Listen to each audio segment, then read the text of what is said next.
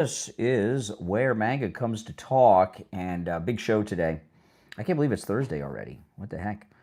Where has the week gone? And so much has happened since we last spoke,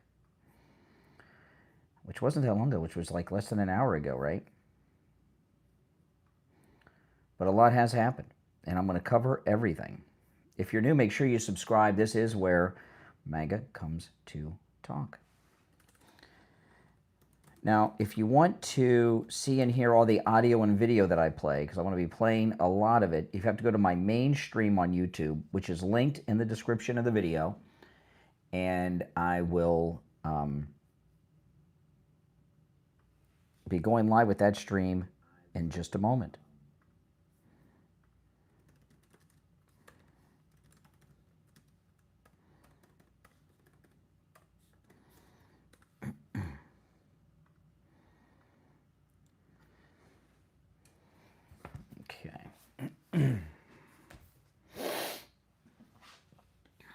Welcome, everyone.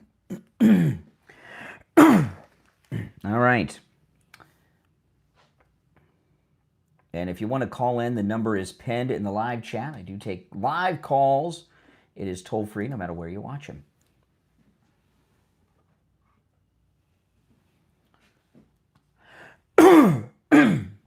Pardon me.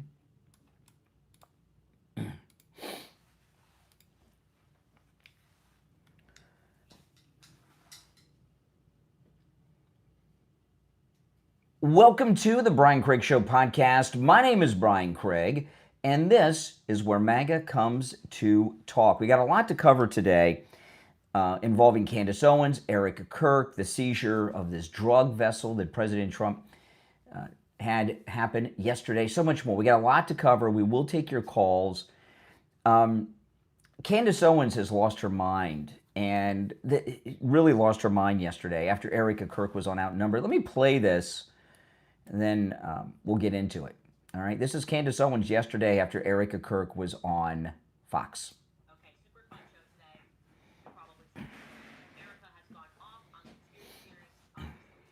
Every journalist out there is emailing me because it's about me. It's indirect, but it's also about me. And don't worry if you think it's not about me. She is going to name check me on stage with Barry Weiss on Saturday. How do we know? Because our mommy sleuths be everywhere. They reported the town hall today, and as soon as the town hall concluded, we got a flutter of emails, and what she says about the Egyptian planes, I'm sorry, not gonna lie, it's a little suspicious. It's weird. It's a weird response. So look, we gotta go there. Okay. Okay, wow. Okay, yeah, it is about you, Candace. Isn't everything about Candace, right? Exactly. Everything on the world is about Candace. In this rant here, she seems completely insane to me, Candace Owens. And what happened with Candace Owens here is she hates Erika Kirk. She's jealous of Erika Kirk. Candace Owens wants to be the grieving widow. You know, you can tell right here, everything's about her, everything revolves around her, the entire world revolves around her, and she knows that the world revolves around her for sure, because when she looks up in the middle of the day, the sun's right above her head, right? She's been going on with these very bizarre conspiracy theories about the assassination of Charlie Kirk, which, by the way, it was a political assassination. I do believe that the guy they have in custody is a patsy. There was a larger purpose to it. So, but the conspiracies she's been coming up with are bizarre. She was talking earlier this week that the U.S. military had a role. She's been alluding that people inside Turning Point had a role.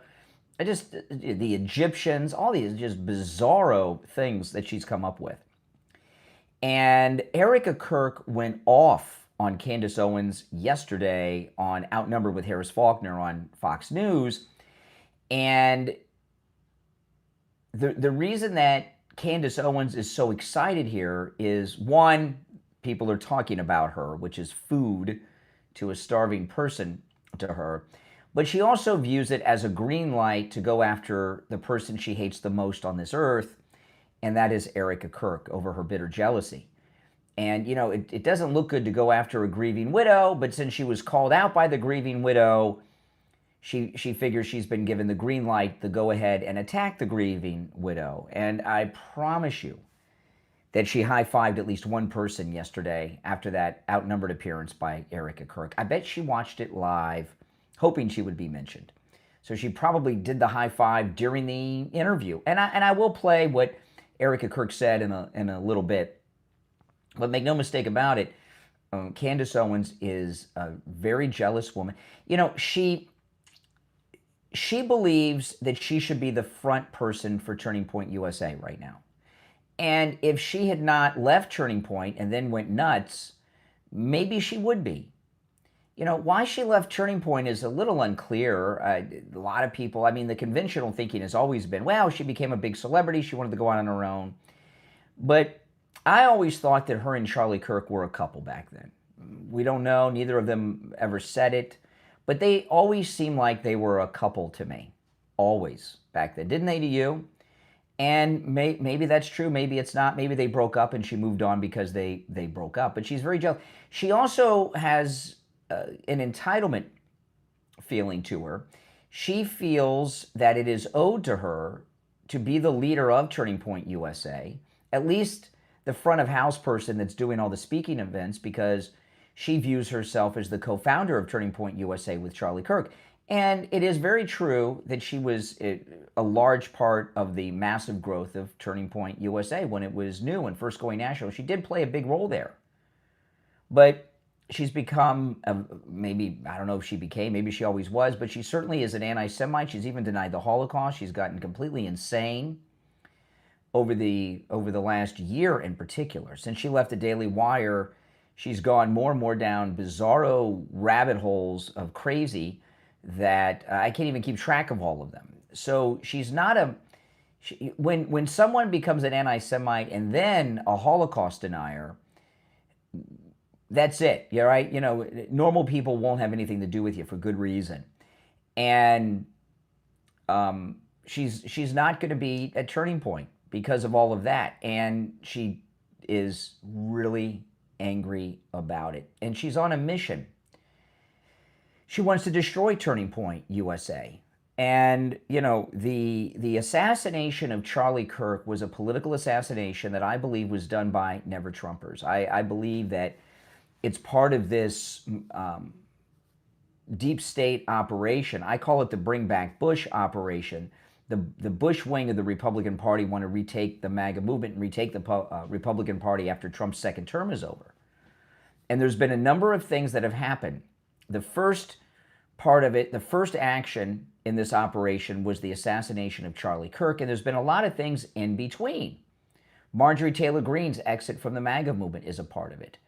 That tape that the Congress people made, that the Seditious Six made, that's a part of it. There's been many other things. I've talked about it a lot as it's been happening. It's all the same operation.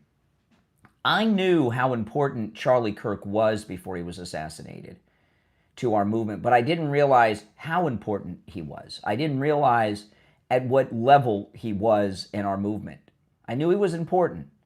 When I went to that Turning Point event in Palm Beach a couple of years ago, maybe 2.5 years ago now, maybe 3 years, I can't remember. I realized then that President Trump and Charlie Kirk were like very close best friends. I saw them in a room together and you could tell. President Trump, his whole body language was different with Charlie Kirk than it was everybody else in the room. And these were famous people, right? All the top MAGA people. And I saw what he was doing with young people. When I went to Turning Point in Palm Beach, it was filled with college and high school kids, and they were the cool kids. They weren't the dorks wearing penny loafers and khaki pants, okay? They were the cool kids, the ones you want to hang out with when you're in high school or college.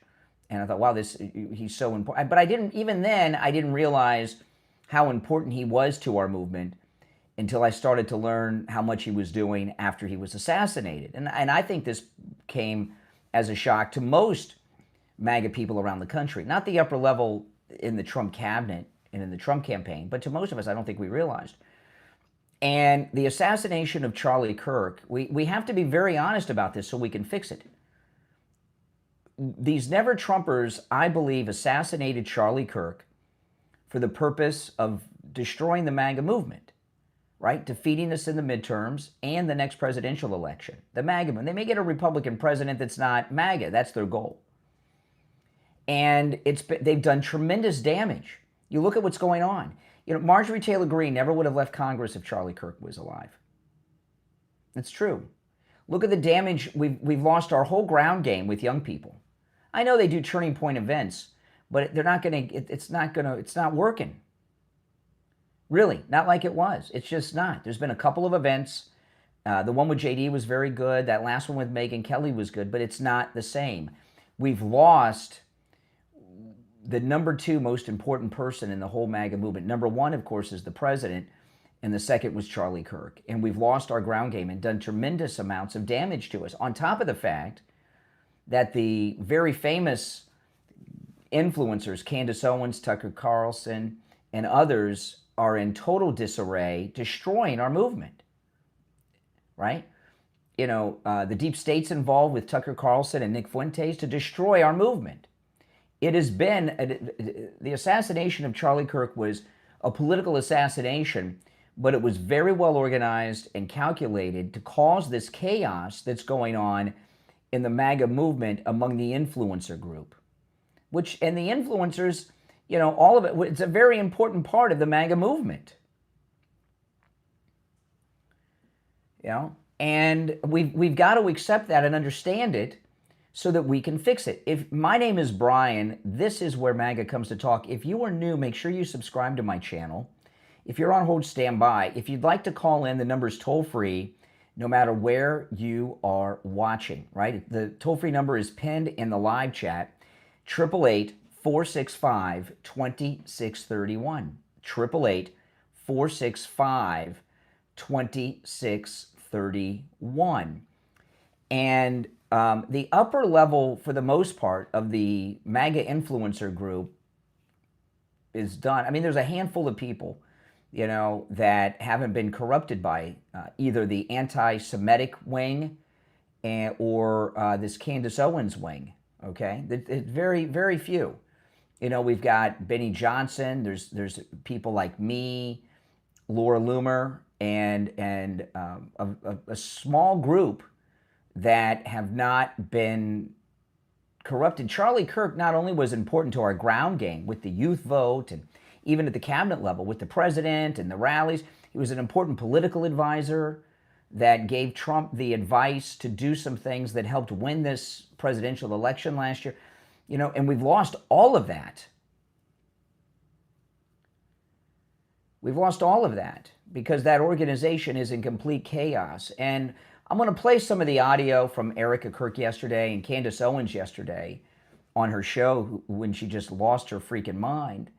But in this video you see of her that she put up, does she not look nuts here? She looks completely insane. And she sounds crazy because she is. And they're destroying our movement.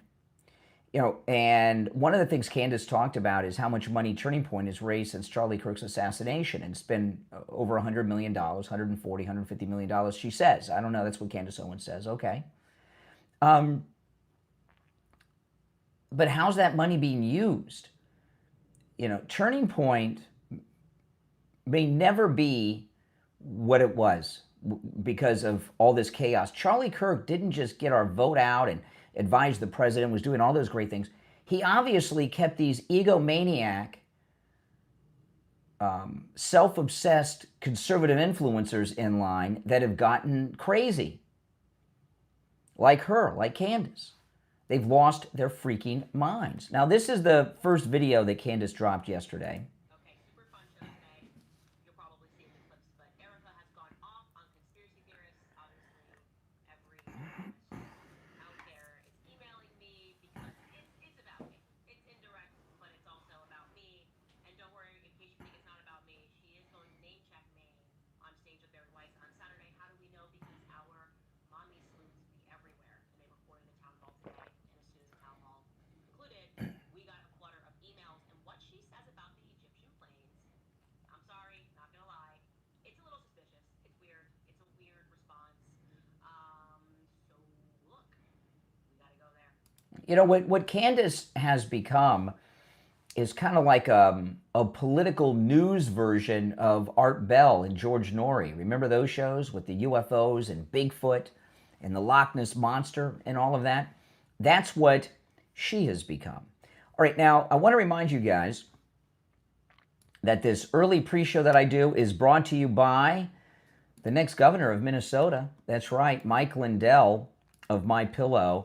And I know you guys have been supporting me by using my promo code Kane at checkout. Please continue to do that, because after the first of the year, I'm going to get the decision from Mike Lindell and MyPillow as to whether or not they're going to continue their sponsorship of the pre-show and the extras I'm doing for the entire year next year. And that decision rests on how much purchasing you do this month for Christmas. And you can see there's huge deals on the Christmas, the 6-piece premium towel set, 50% off. Look at that. The Giza Dream Sheets, over 50% off. Huge deals on the MyPillow mattress toppers. I have all these products. I have bought them myself with the promo code Kane. The MyPillow slippers, just $39.98. The premium MyPillow, save over 50% off. And there's huge sales site-wide. So go there, use my promo code Kane at checkout, and load up. All right, let's go. You're on the air. What's your name? Where are you calling from? This is Mike from Louisiana. Hey, Mike. You know, either one of two things with Candace Owens. She was always nuts, and she hit it well, or it's just her being who she really is. Well, what's going on right now is there's appreciate the call, Mike. There's a bitter jealousy going on, right? She's jealous of Erika Kirk. She's not jealous of her because she was married to Charlie necessarily. Maybe she is. She's jealous of the sympathy that she's getting and that she's running Turning Point. You're on the air. What's your name? Where are you calling from? Good morning, Brian. Doc from Texas. Hey, what's up?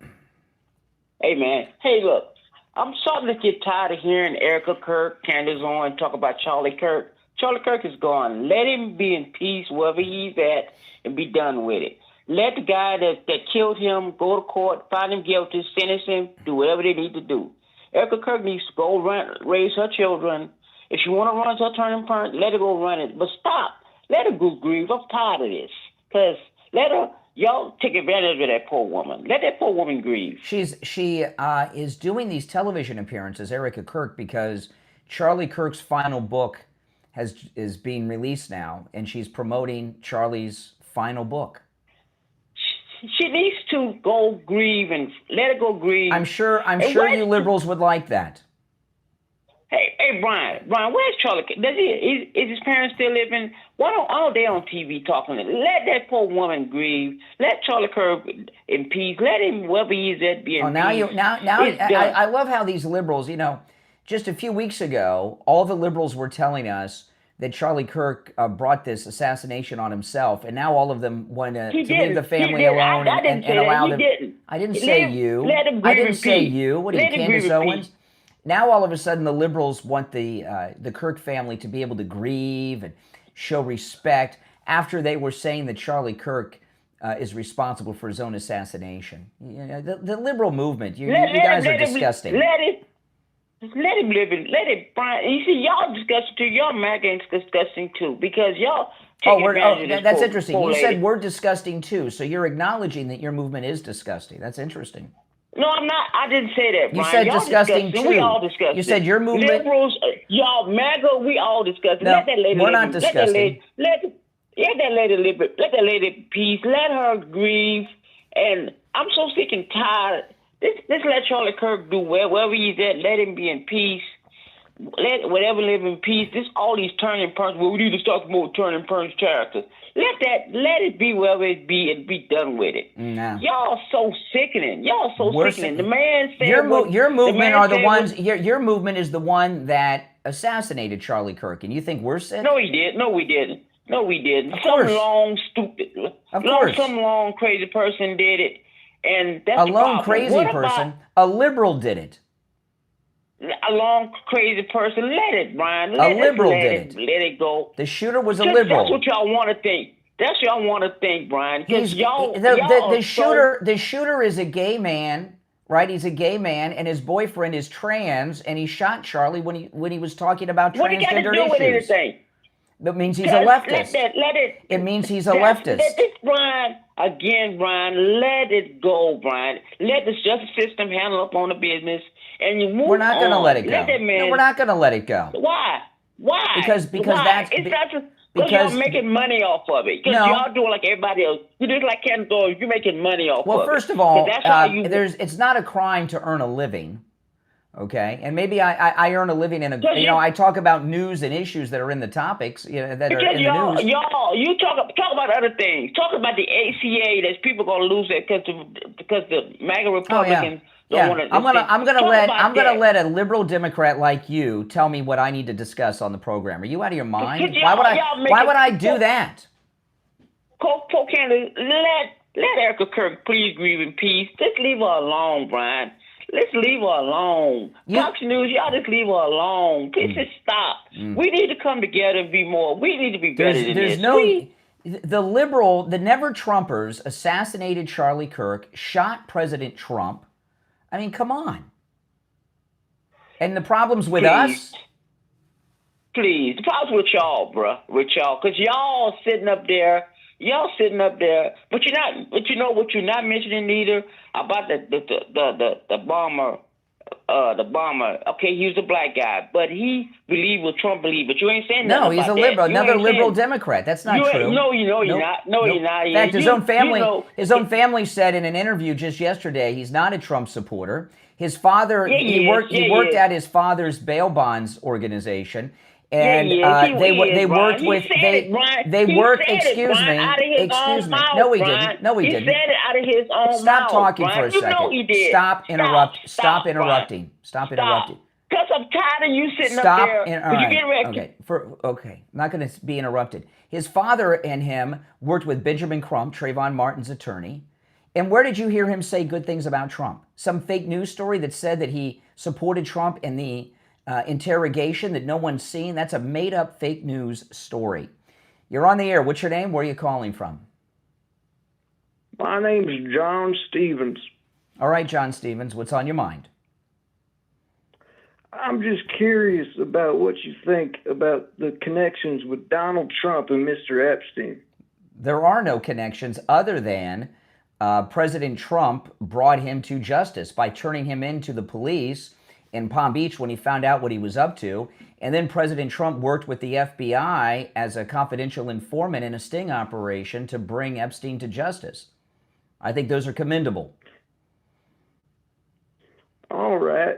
But what about the 15-year friendship they have had? That's not true. It's not? Nope. How is it not? Because it's there's not. Photos of him with underage people and photos that there's go not back. There's not photos of Trump with Epstein with underage people. There's photos of Trump with millions of people, because when you're famous, people take pictures. I'm a well-known person. People come up to me in public. Sometimes I'm at the mall, the grocery store, a gas station, and they'll want to take a selfie with me. I don't know who they are. I don't do background checks. I mean, you can look it up, is what I'm saying. It's not true. Like, there's disturbing photos with the Trump only thing that's acting disturbing is you. Why are you so obsessed with a pedo that's been dead for years?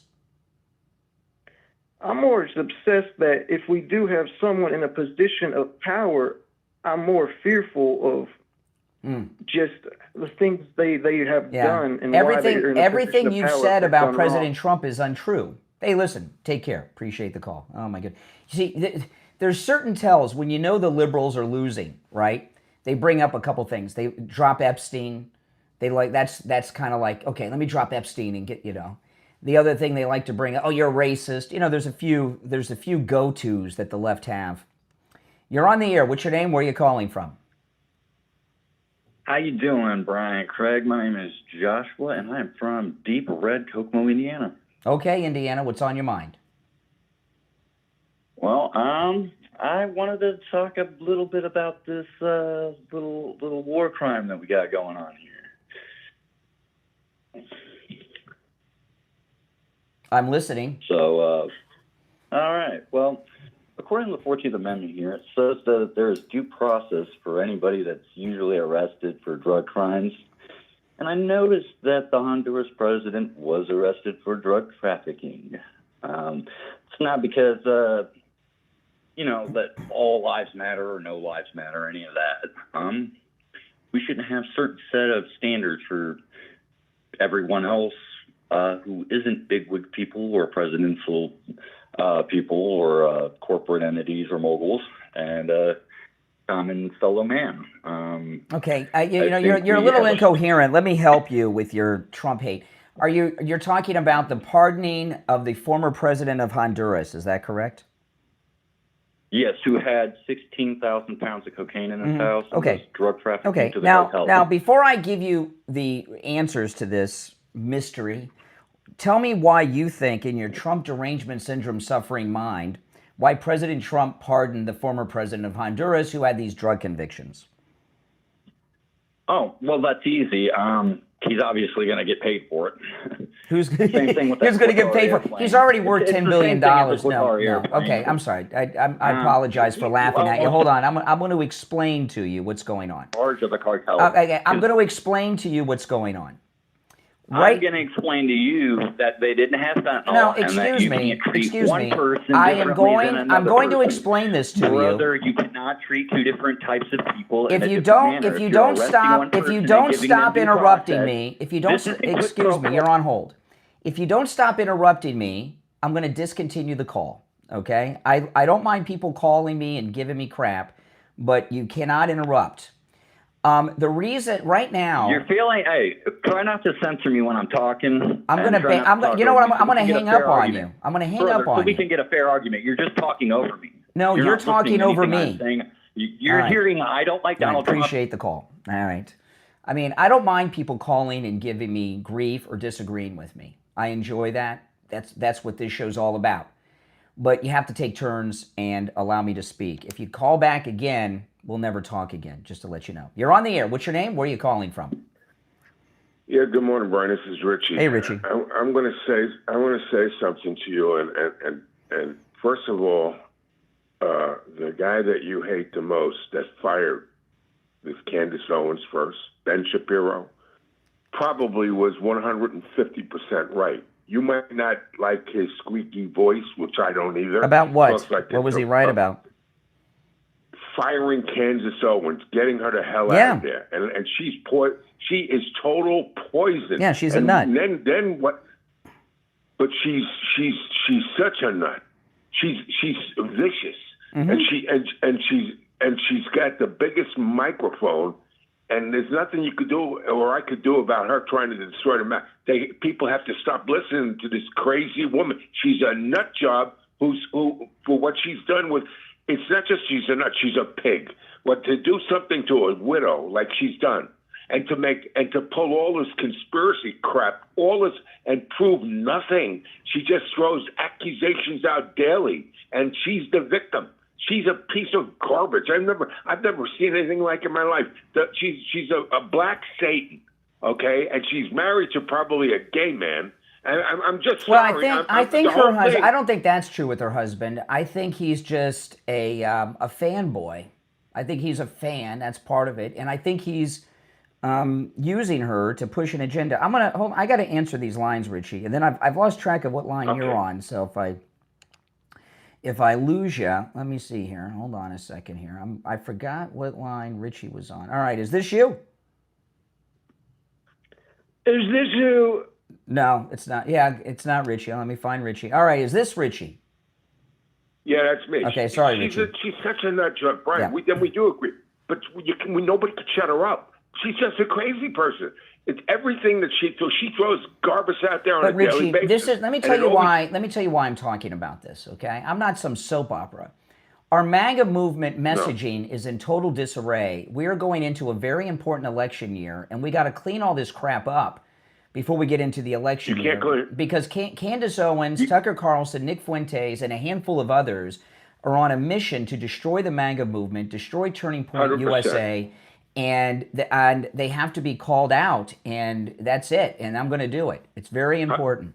I think you should do it every day. every day, because these are bad people, man. 4 people can destroy. I mean, Erika Kirk. First of all, she's a grieving widow.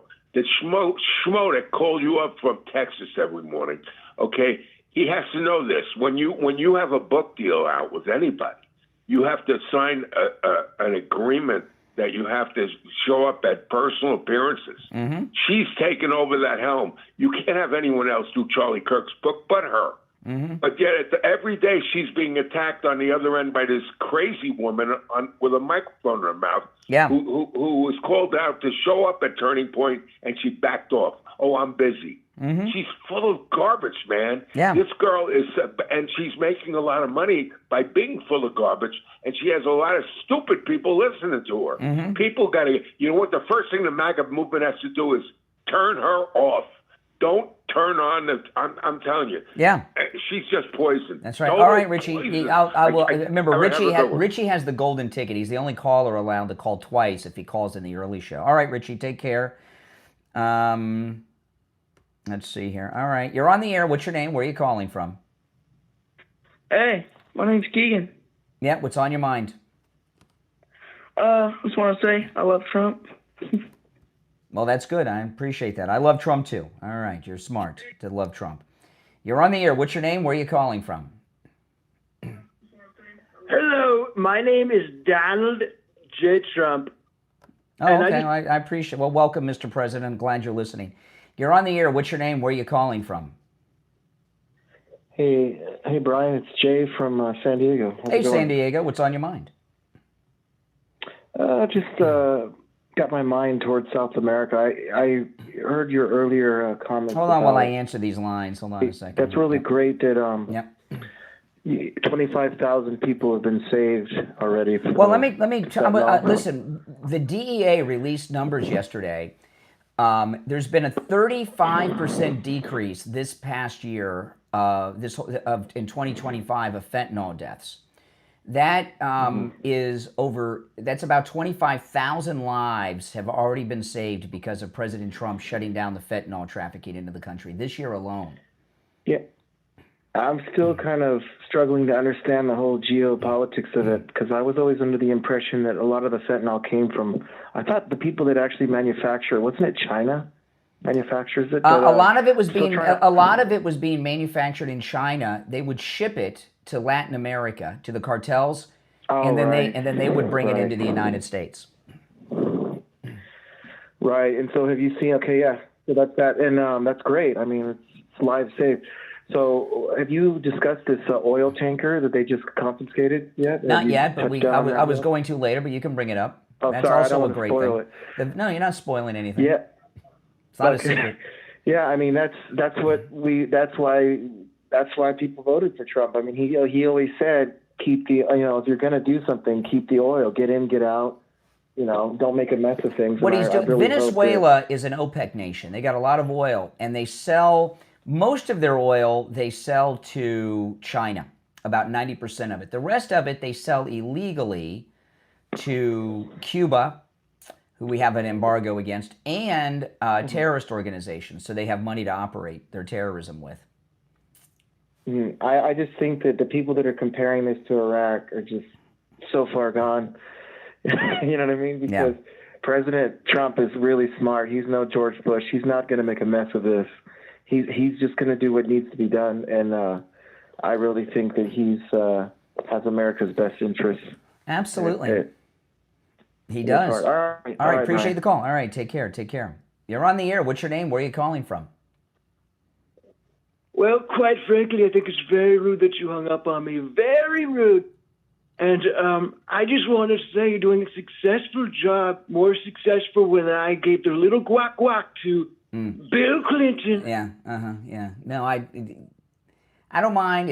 I have a couple rules for those that are new. And I don't have a lot of rules, okay? And these are very reasonable rules. You can call once per day. That's one rule. And the second rule is you have to take turns and talk. So those are the basic two rules when it comes to calling in. My name is Brian. This is where MAGA comes to talk. This is the pre-show. We'll be on the radio in a few minutes. I'm going to take a quick break, okay? And then we'll come back with more of your calls and get into the issues. Don't go anywhere.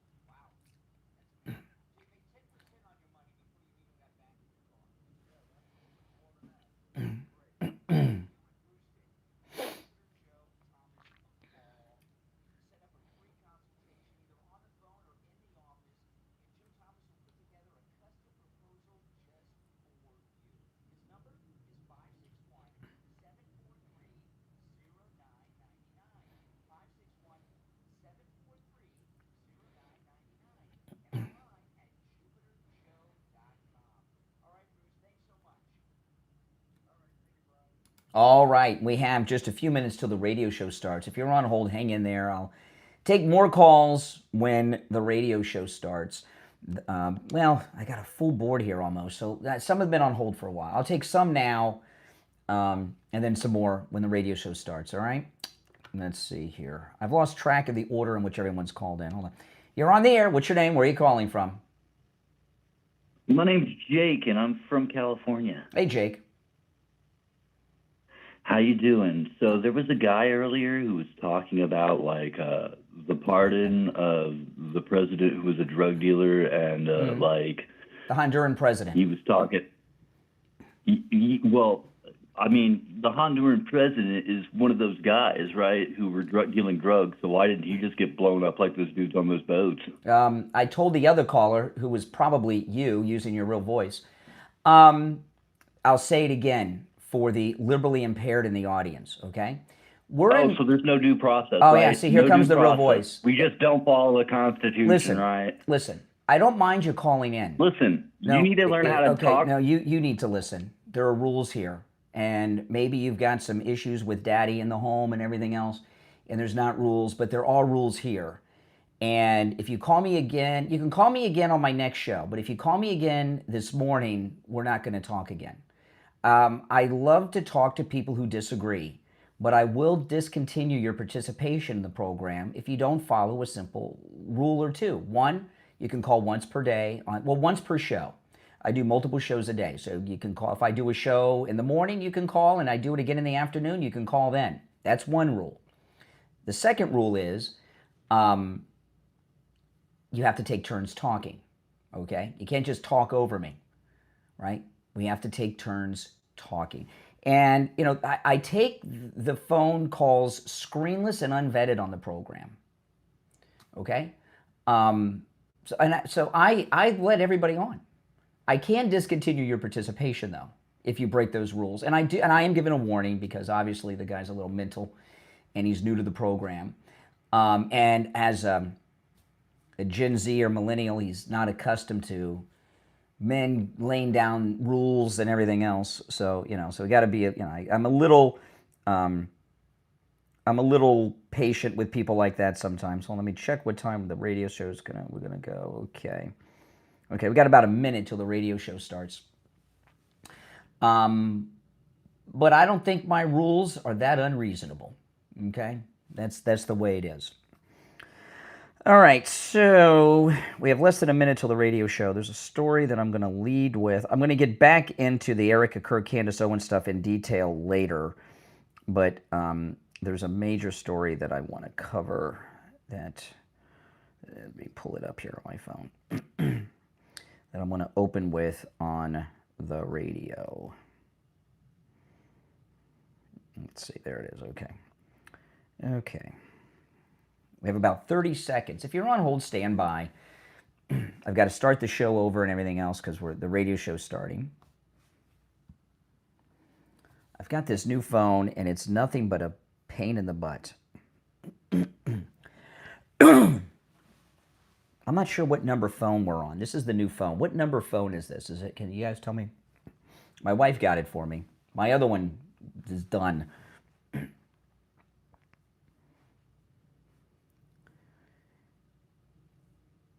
Welcome, everyone. My name is Brian Craig. You are listening to Florida's longest-running radio show, The Steve Kane Show, on the radio since 1977. It is Thursday morning already. Welcome. We have a lot to cover. I'm going to get into all the business with the oil tanker seizure that the president ordered and had take place for that Venezuelan oil tanker. I'm going to talk about the latest with Erika, Kirk, and Candace Owens and everything that's going on. We've got a lot to cover, and your calls. If you're on hold, stand by. There's already people on hold. If you'd like to call in, the number is toll-free, 888-465-2631, 888-465-2631. The president at the rally the other night, and he's been talking regularly about Ilhan Omar and the Somali community and these big scandals that have come out, right? $8 billion in theft in Minnesota, $8 billion with a B. That's more money than the human mind can comprehend. In Maine, there's millions of theft with the Medicaid system in Maine by the Somali community that just came out yesterday. And then Breitbart has a story this morning that is insane. Listen to this, and I'm going to share this story with you, then ask you a question. Call us on hold. Stand by. Here's the headline. Minnesota, nearly every Somali household with children is on welfare in the state of Minnesota. Listen to this story. More than 8 in 10 households headed by Somali refugees in the state of Minnesota are on one or more forms of American taxpayer-funded welfare, according to new data published by the Center for Immigration Studies. The data, based on 10 years of data from the Census Bureau's American Community Survey, and by the way, this story, it's in Breitbart right now, and I did post this on my X, Brian Craig Show on X, so you guys can check it out there.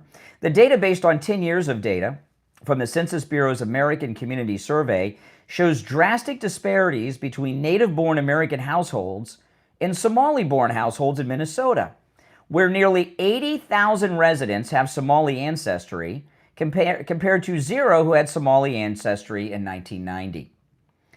The data shows, listen to this, the data shows that 81% of Minnesota households headed by Somali refugees are on one or more forms of welfare, including 27% of Somalis who are on cash welfare, 54% who are on food stamps, and 73% who are on Medicaid. Compare this massive welfare use to native-born Americans residing in Minnesota, only 21% of whom are on one or more forms of welfare, including just 6% who are on cash welfare, 7% on food stamps, and 18% on Medicaid. Welfare use goes even higher for Somali households where children are in the home. For example, 89% of Somali-headed households with children in Minnesota, it's crazy, 89% of Somali-headed households with children in Minnesota are on one or more forms of welfare, as 86% are on Medicaid. About 62% of Somali households with children in the state of Minnesota are on food stamps. 23% take cash welfare. Nearly every Somali household with children receives some form of welfare. And you couple that with the thievery of the $8 billion. What contribution are Somalis making to this country? Why are they here? You know, they're from a country. President Trump says Somalia is not even a country, and he's right. It's worse than an anarchy. It's an uncivilized place where they don't even have a border. They just have some lines on a map that tell people don't go there. It's Somalia. In Somalia, they live like people lived in prehistoric times. There's no civilization there. It is completely uncivilized. And with 81% of the Somalis in Minnesota on welfare, many on multiple forms of welfare, what are they contributing to our country other than sucking off of it? And they're basically retired. You know, social welfare programs are a good thing. They help people when they're down on their luck and need help while they get back on their feet. Or maybe they're disabled, or maybe they're elderly and they have problems. They're not meant as a retirement plan for people to come here. And, you know, for most Americans, okay, living off of food stamps and whatever cash assistance is not enough money to live the way you want to live. But if you come from a place without electricity or running water, where there's no government, there's no civilization, you're living like a king or a queen with this welfare lifestyle. You have no worries in the world. The stamps, the money, the rent, it comes every month like clockwork. You just sit back and retire. I don't know what they do all day. Watch TV? I don't know. Every group, you know, they say, oh, you guys, you're all descendant of immigrants. We are. But when our ancestors came here, there was no social welfare. To eat and to have a place to live with a roof over their head, they had to work. So, and every past group of immigrants, Chinese, Italians, German, whatever you want to do, you can all point to historic contributions, positive ones they made to our country. The slaves, too. Positive contributions they made to our country. But not the Somalis. So with all this talk of Ilhan Omar being deported, should all Somali refugees be deported? I'm serious about that. I mean, what a financial drain this is. The American people are the hardest working people in the world. We don't take siestas. We work 7 days a week, all types of day and night hours, everything else, okay? And people are working hard while we have this group of people who have come over here with no purpose on ever working. They're either stealing billions of dollars from the government or retired off the social welfare plan. And what's going to happen with this, who knows? This is a new story. I'm sure the president, if he's not aware of it already, which he probably is, he will be today because he follows all of these stories that are in our news, and we'll hear from him about it. But this is just wrong, and even if nothing's done about it, it will. But Mike Lindell's running for the governor of Minnesota from My Pillow. So what do you think Mike Lindell from My Pillow is going to do? You think Governor Mike Lindell of My Pillow is going to allow this to continue as governor? Heck no, he's not. There's a big election issue. And I promise you, Mike Lindell and his team at Lindell TV will be all over this story. This story with the Somali refugees will have positive impacts for us in the midterm elections, and they have to be discussed. Now, if you're on hold, hang in there. Our number is toll-free, 888-465-2631, 888-465-2631. Speaking of the next governor of Minnesota, Mike Lindell, have you done your Christmas shopping yet? MyPillow.com. You can still get the deliveries in time for Christmas. Great deals, great prices. With our promo code KANE at checkout, KANE, you can save over 50% off on the premium My Pillows. Save over 50% off on the Giza Dream Sheets. The 6-piece premium towel sets save 50%. The My Pillow, My Slippers, just $39.98. Great deals on the mattress toppers.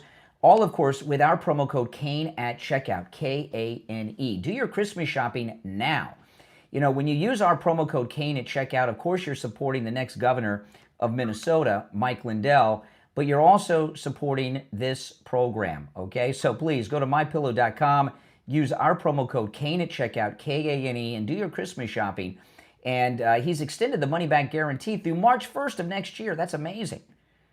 It's promo code KANE, KANE, at MyPillow.com. If you're on hold, stand by. My name is Brian Craig. This is the Steve Kane Radio Show, Florida's longest-running radio show. We'll be back after this break.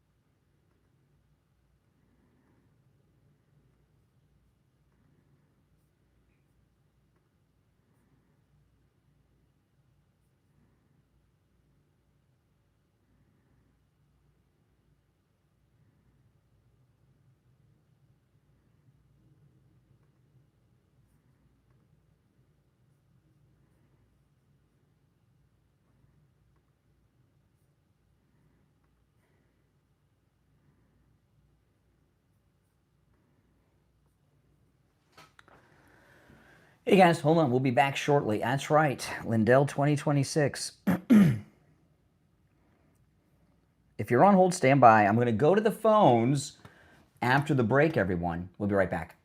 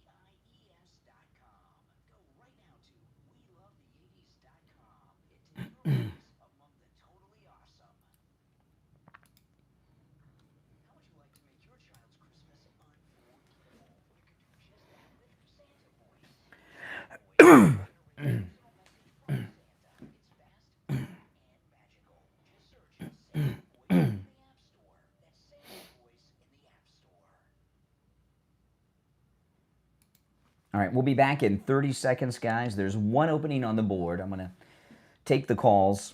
I've lost track of the order in which they were received. My apologies, but I'll do my best. If you're on hold, stand by.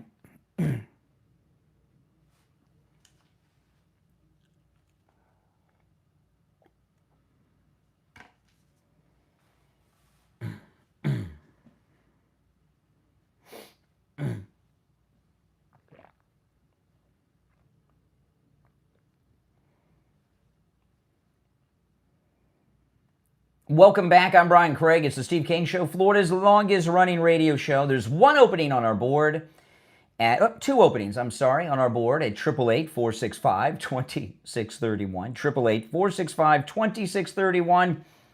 You're on the air. What's your name? Where are you calling from? Yeah, Brian, this is me. I usually don't call right back, but this Somali thing, I'm going to open your eyes too, okay? When I went in the Army, I went to an Army recruiter, okay? And he told me what the Army was going to do for me and the benefits and the GI Bill, and that they were going to give me clothes and they were going to feed me and all this other. This is the Democratic Party with the Somalis. Let me tell you something. You have to have that. First of all, they were imported. They're brought in here for Democrats, not for Republicans. And they use the it's a good analogy, Meg. I'm going to use that. It's even a better deal than the GI Bill.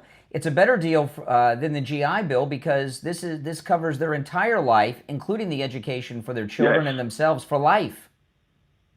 It's recruitment by the Democratic Party for votes. That's all this is. It is. All right, Richie. You got the golden ticket, but you called too close. But I'm going to move on. But you're right, and I do like that GI Bill that he came up with. You're on the air. What's your name? Where are you calling from? Vicky from Virginia. Hey, Vicky. What's on your mind? Brian, that old issue with Turning Point started back in UK with Candace's husband. Candace's husband was running portion of Turning Point in UK. Yeah. And apparently he wanted to make some changes on the direction of where Turning Point should go. Uh-huh. And Charlie Kirk disapproved of it. Mm-hmm. And apparently either Charlie Kirk fired him or he left or whatever. Mm-hmm. So this is where a lot of this stuff is coming from. Yeah. And Candace sort of had remorse, I think. I don't know if she and Charlie had, some kind of romantic relation. And when Charlie married Erika, I think that was not another nail in the coffin. And she feels that her and her husband should run Turning Point. Exactly. And I think this is where a lot of the animosity is coming from. And she's on a mission to destroy it out of her jealousy. Yeah. You heard her rant that she said that a woman shouldn't be CEO, and she said you shouldn't. You can't. She said you can't. I'm going to play the audio later, but Candace Owens said yesterday you can't whittle your way to becoming CEO. Yeah. Right. Well, crazy talk. Yeah. It all coming from Turning Point because that's where she met her husband. Mm-hmm. When she went on I think they traveled somewhere, overseas and so forth. But he was part of the UK Turning Point. Yes, I remember that. You're correct. Yep. Yeah. All right. Good points. You made some good points. Thanks for the call. All right. Take care. You're on the air. What's your name? Where are you calling from? Hey, Brian. It's Job for Nine out of California. Hey, what's up? I am utterly disgusted at your first story in regards to the Somalians and the fact that I have seen on other. Well, let me clarify. You're not disgusted by me. You're disgusted that the Somalians are doing it. I hope. Did I lose you? Yeah, go ahead.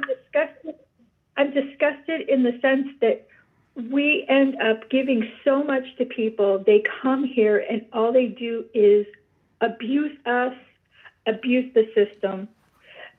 These social safety nets were not meant for a lifetime, and what are we going to do? Well, you ask good questions. I mean, you know, Mike Lindell, this story I had is a Minnesota story, right? Over 80% of the Somali refugees are on some form of welfare, right? And of course, we got the $8 billion in theft. Mike Lindell's running for governor of Minnesota against Tim Walz. So what we can do about it is get Mike. You think Mike Lindell's going to let this fly if he becomes governor? I don't think so.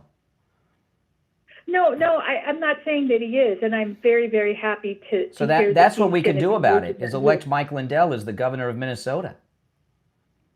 I hope something can be done, because this, you know, the more that I think about it, we are just being drained to no end. That's right. It's coming from all angles, and everybody has to do their fair share. And obviously, we're importing leeches, as far as I'm concerned.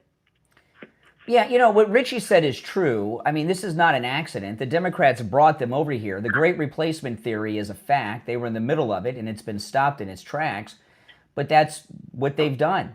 They set up a class of people totally dependent on the Democrats for the food in their mouth and the roof over their head and the heat during the winter. Yeah, in exchange for their votes. Mm-hmm. And for their opportunity to become part of the political processes, so they could have some power in that area as well. It's just, it truly is disgusting. And the way that some of these people act, the fact that they don't assimilate, they don't speak English, the way that it's utterly disgusting. It's wrong. And I can't wait. It's totally wrong. Mm-hmm.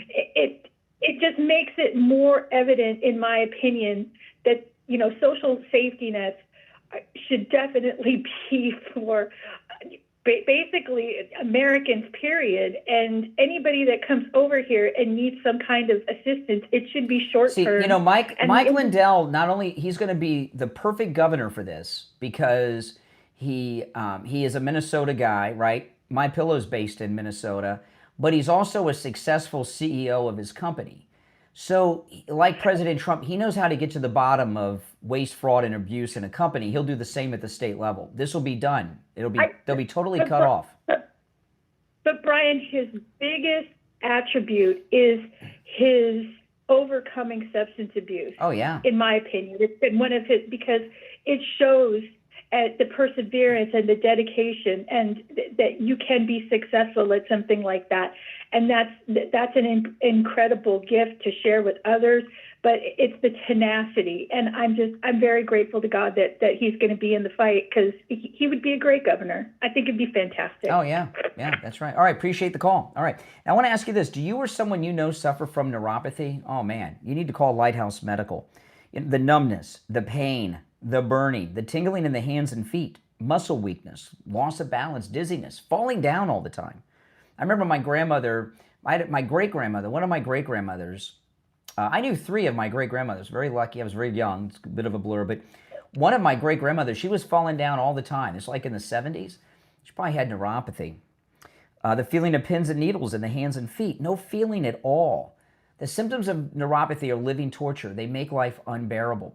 Steve had all of these symptoms, and we sought out help, and we found Lighthouse Medical. They rid him of his neuropathy symptoms, and 3.5 years later, they haven't returned. You know, Lighthouse Medical can help you with your neuropathy no matter where you are located, not just in the United States, anywhere in the world. So wherever you're listening to my voice, call Lighthouse Medical. Mention you heard about them from me and the Steve Kane Show, and you can take advantage of that no-charge consultation. Say bye-bye to your neuropathy, all right? Here's the number, 754-222-6642. 754-222-6642. That's 754-222-6642. And online, lighthousemedicalcenter.com. Call us on hold, stand by. My name's Brian. It's the Steve Kane Show. Back after this.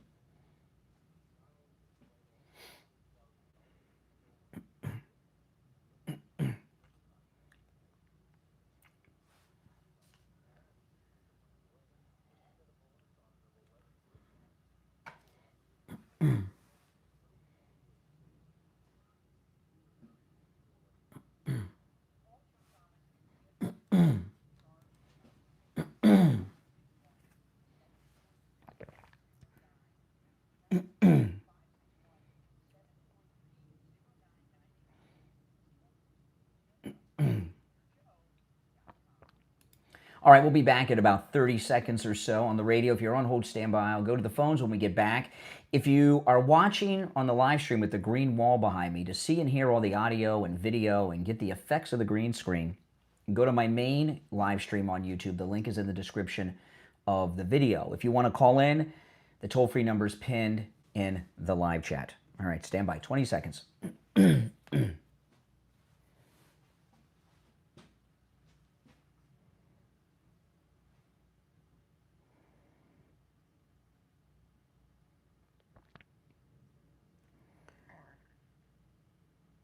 Welcome back, everyone. I'm Brian Craig. It's the Steve Kane Show. Our number toll-free, 888-465-2631. You're on the air. What's your name? Where are you calling from? Hello? Yes, you're on the air. What's your name? Where are you calling from? Yeah, this is Mike from Georgia. How you doing this morning, Brian? All right, Mike. What's on your mind? Hey, I was just, I got a few things. One of them is, thank God there ain't no protests up there. It's so cold up there in Chicago. Thank God those dirty BSs ain't up there protesting our president. And another one, maybe we've been trying to give him $1,000 to get out of here. Maybe we could give him $2 to get out of here quicker. It's just an idea, Brian. Oh, you mean the illegals, free airfare and $1,000 to go back home? Yeah. Yeah. They said to give them 1,000. I say to give them 2. Maybe they'll get up out of here quicker. I saw a video on X the other day. I don't know what city this was in. I forget. There was an ICE agent on a bus. It might have been Los Angeles, but they were on a public bus checking the immigration status of the people on the bus. That's great. Oh, yeah, it was beautiful. Well, I just wanted to thanks for doing all the hard work. All right, take care. Keep it up, Brian. We love you, brother. All right, take care. Take care. Let me see here. You're on the air. What's your name? Where are you calling from? Hi, my name is Carmine. I'm calling from New York. All right. What's up, New York? It's going pretty good. I'm here with my friend. He's a Republican. He has a few questions. I'm an independent. A few questions. Okay.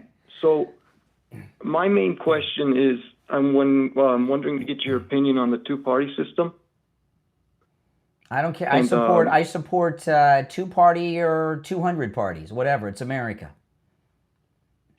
All right. Well, I know you probably have a lot of callers on hold, so I'm going to keep it short and simple. Then my buddy wants to ask you a question. He's a diehard Republican. He loves your show. He recommends it. Yes, I know. They're setting me up, guy. Go ahead. I'm not. So I was wondering about. See, what I've noticed from mainstream media is I see a lot with both CNN, MSNBC, that kind of crap, and Fox News. They don't do it well. Basically, my main concern is what I see with mainstream media is the use of entertainment instead of like actual factual information. Well, you have to have a mix. You have to have a mix, right? If you want to keep people watching the news, you have to be entertaining at the same time. I mean, what's wrong with that? I know, but nothing's wrong with that. But I feel like it's gotten to a point where most information has been so dramatized and so I guess picked and I feel. Well, how would you do it? Okay, if you had your own news cable network, how would you do it? What would you do? Well, I would do the same, but I would also want to not dramatize, and I would want to get obviously you've got to make money, right, to get more viewers, but I would try and make it more I wouldn't spin things and kind of give wrong ideas to keep people more divided so we can easily be conquered. Well, that's what liberals do. That's my main issue. All right. Well, can I give you my friend now? I don't know. We'll see. It's a little strange thing to do, but that's okay. Why are two guys hanging out together at 6:35 in the morning? Well, we're carpooling to work. Doesn't sound like you're in a car to me, but whatever. Okay. Can you honk the horn? Here's my friend. Can you honk the horn?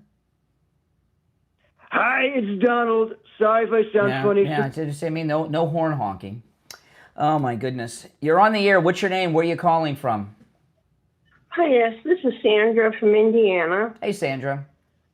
Hey, and I was wanting to talk about the Muslim situation. The Muslim situation. Okay. Yeah. I was listening to one of the podcasters earlier on the phone, and he says that the intent of the Muslims is they are wanting to infiltrate our government as best they can, starting off with small, getting into small government, and then, like Mandalmi becoming mayor, because that will be their form of jihadist, is by trying to take over our government as they well, what's get happened elected. is, this is what's happened, okay? America is under attack from many different angles, and Islamic terrorism, the terrorist organizations have realized in Western civilization, whether it's Europe or the United States, blowing up buildings and hijacking planes isn't getting it. So why don't we just migrate? We'll just move. And then we'll run for city council and get mayors. Then we'll run for Congress. Yes, that's what they're doing. Yes. It's a takeover. I can't understand why Americans would want to vote for Muslims that believe in Sharia law and everything, knowing that's how their grandchildren, great-grandchildren, and on will end up living life. Well, and what happened, like in New York, they only had like 16% voter turnout in New York for Mamdani. They had a low voter turnout. Yeah. I mean, Have you ever seen the movie Soylent Green? Of course. Yes, that's my mom. We watched it in the 70s. She pointed at the TV and told me that's what New York will end up like. Eating people? Just not eating people, but, homeless, carnage, chaos. Yeah. Everything. Yeah. No, it's a mess. And, and I guarantee you it'll end up another Gaza Strip. We'll see. It's still America, right? And Mamdani, the best thing we can do is this is the phrase to use. Let Mamdani be Mamdani. So he's already appointed a guy who's like a convicted armed robber to work on his staff.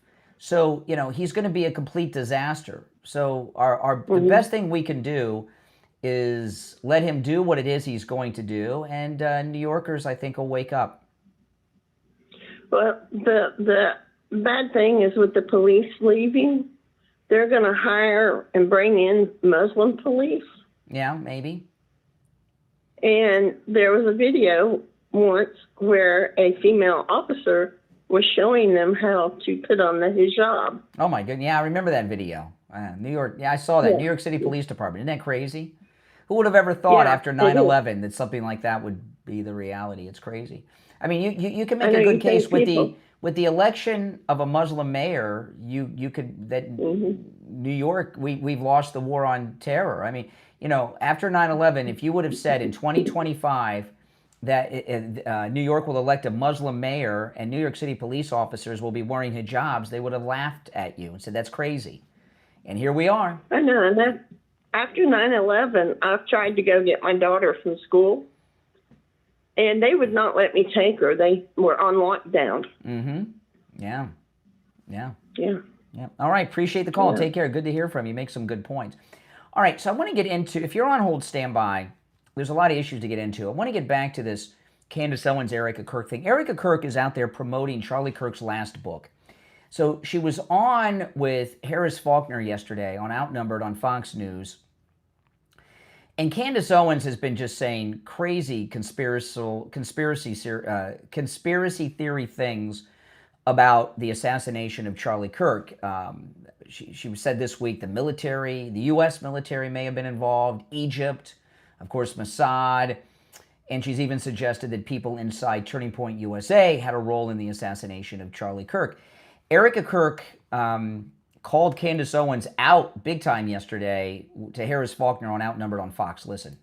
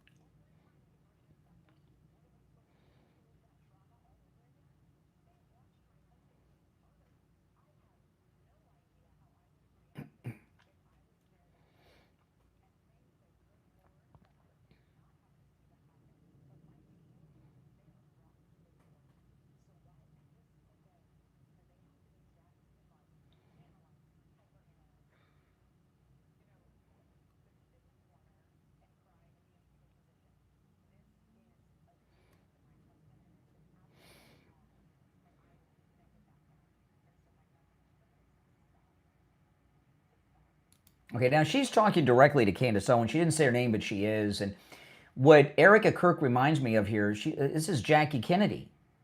What Jackie Kennedy went through, you know, and she left the country because she feared for the safety of her children and married that creep, Onassis, and became Jackie O.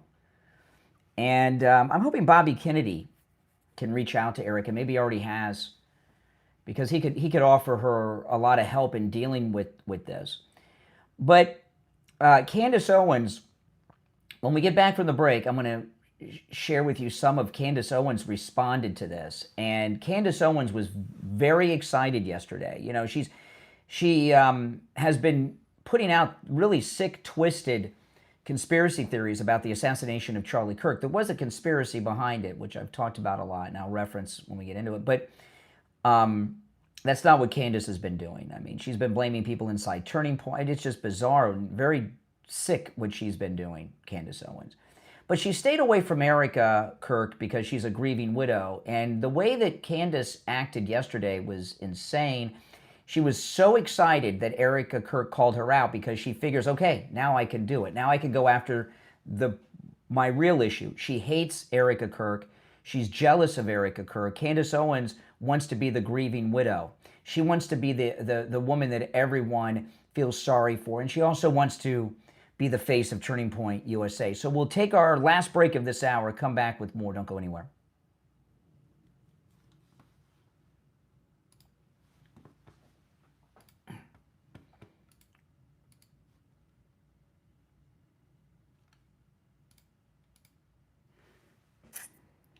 All right.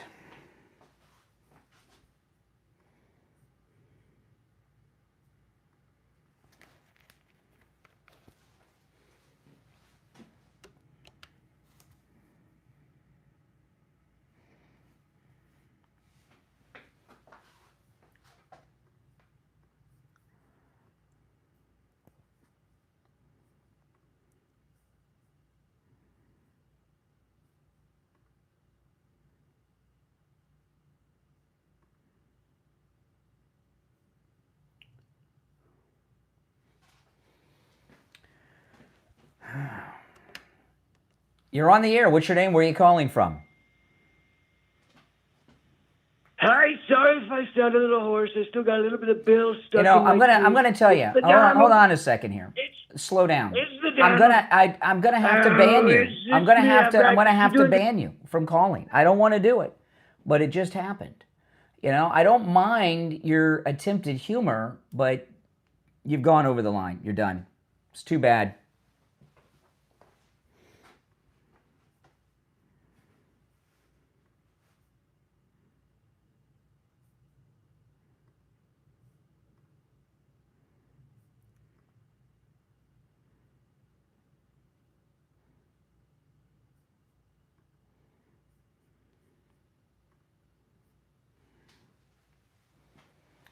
Okay.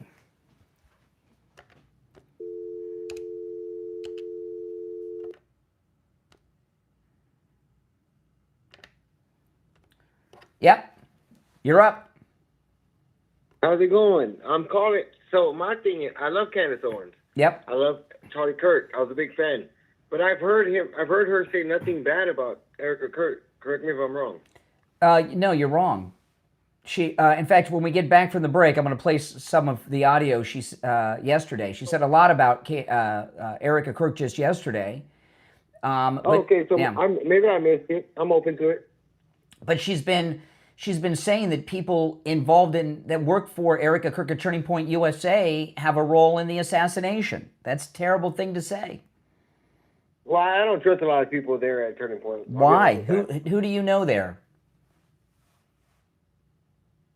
Who do you know there?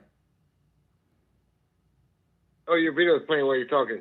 Well, you got to turn down the volume in the background. So you say you don't trust them. Who do you know there that you don't trust? No, so I've been a fan of Charlie Kirk and Candace. No, you said you don't trust them. So who do you know there that you don't trust? So she don't trust them, so I don't trust them. No, you said I believe in Candace Owens. You believe in Candace Owens? What does that mean? I believe what she's talking about. Which is what? What is she talking about? What is she talking about that you believe in? Well, okay, so we start with his security guard, right? He went on a podcast. It was all bullshit. Like, he was an idiot. Like, he was security for Charlie Kirk. It didn't work out. Like, he said the cops told him they would have the thing taken care of, and he never checked up on it.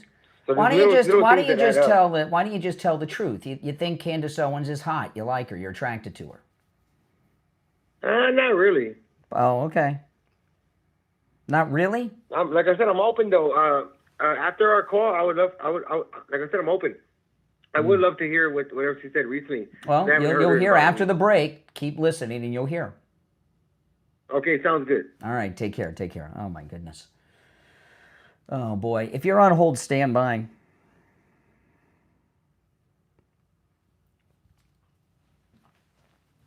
Some of these callers today.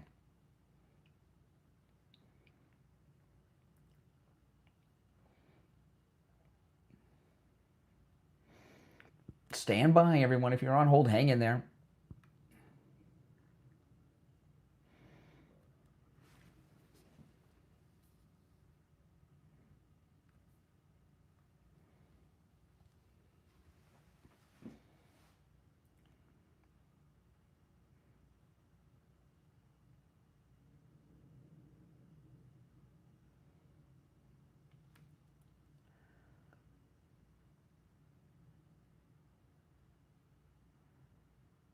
All right, welcome back, everyone. I'm Brian. You're listening to Florida's longest running radio show, the Steve Kane Show, on the radio since 1977, celebrating 49 years on the radio. Okay, so Candace, with every bizarro conspiracy theory she's had, she stayed away from Erika Kirk because she's the grieving widow, and even through her hatred and jealousy of Erika Kirk, she knew that was, a line you shouldn't cross. So but when Erika Kirk went after her on Fox yesterday, she felt, well, now I've got the okay. I could do it. And she did just that. Listen, this is Candace Owens yesterday in response to Erika Kirk on Fox.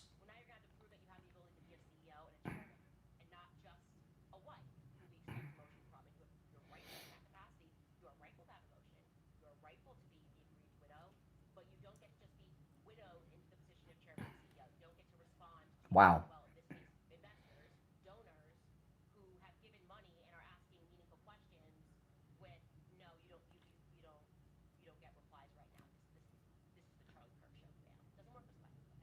Wow, you don't get widowed into being CEO. Little revelation there. You know, in general, you know, what we've got going on here is a very, with Candace, a very narcissistic, jealous woman who's consumed with her jealousy. Then she goes on. This is all yesterday after Erika Kirk's appearance on Harris Faulkner's show on Outnumbered on Fox.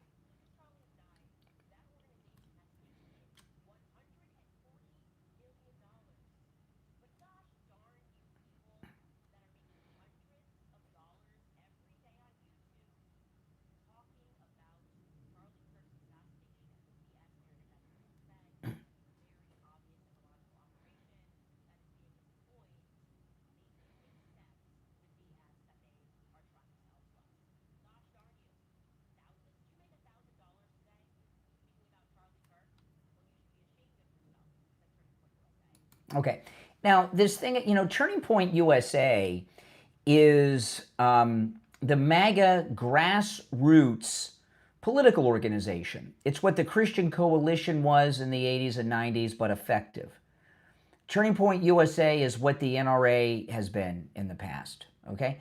They are a lobby organization, a lot of influence, but they're a get-out-the-vote movement. And, you know, Republicans, before Turning Point USA, before President Trump put all this in motion, but we never had a get-out-the-vote mechanism. President Trump's winning over the youth vote because of Turning Point USA. That's why Charlie was assassinated. The reason they're raising money, now there's no doubt that some donations are coming in out of sympathy for the assassination of Charlie Kirk, but there was a conspiracy around the assassination of Charlie Kirk. He was, in my opinion, assassinated by the Never Trumpers as a way to stop the MAGA movement winning the midterms and the next presidential election. It has been very effective because the MAGA grassroots movement, since the assassination of Charlie Kirk, has been in complete disarray because of Candace, Tucker, Nick Fuentes, and many others. Our ground game and our activist wing and our get out the vote wing is in complete chaos right now. Because Charlie Kirk, you know, what I've come to realize is that these narcissistic new media people, the household names that we're talking about here, Charlie Kirk kept everyone in line.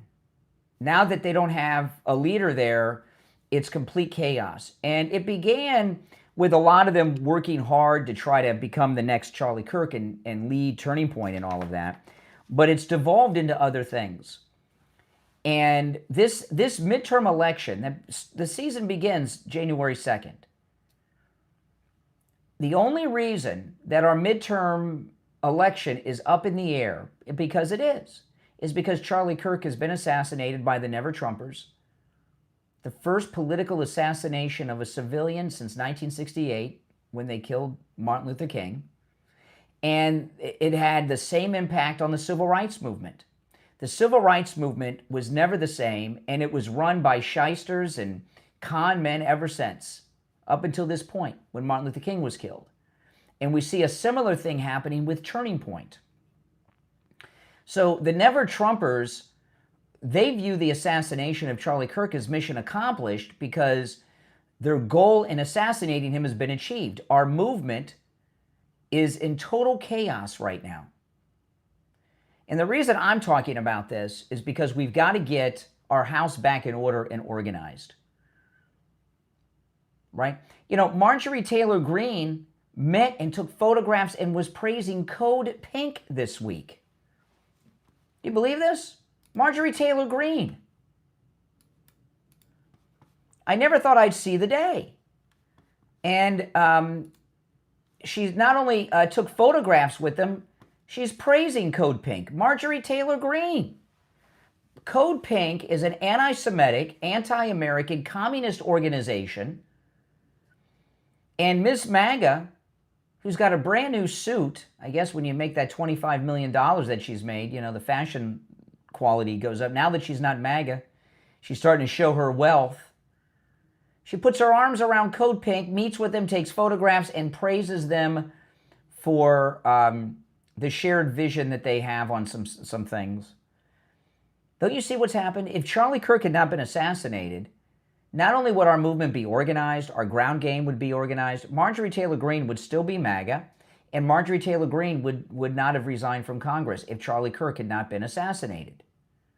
Don't you see what they've done? They have been very effective. And I know a lot of liberals, you know, are laughing and think that's great. And maybe some of you conservatives out there don't think I should be talking about it. It's important to talk about it because we have got to get organized or we're going to be in trouble in the midterms. These midterms would have been a home run for us, very easy to win if Charlie Kirk were alive. None of these things would be happening right now. And I'm going to continue to talk about them because these things have to be discussed. You're on the air. What's your name? Where are you calling from? Good morning, Conservative Doug. Hey, Doug. Man, 100% you're I believe, totally correct.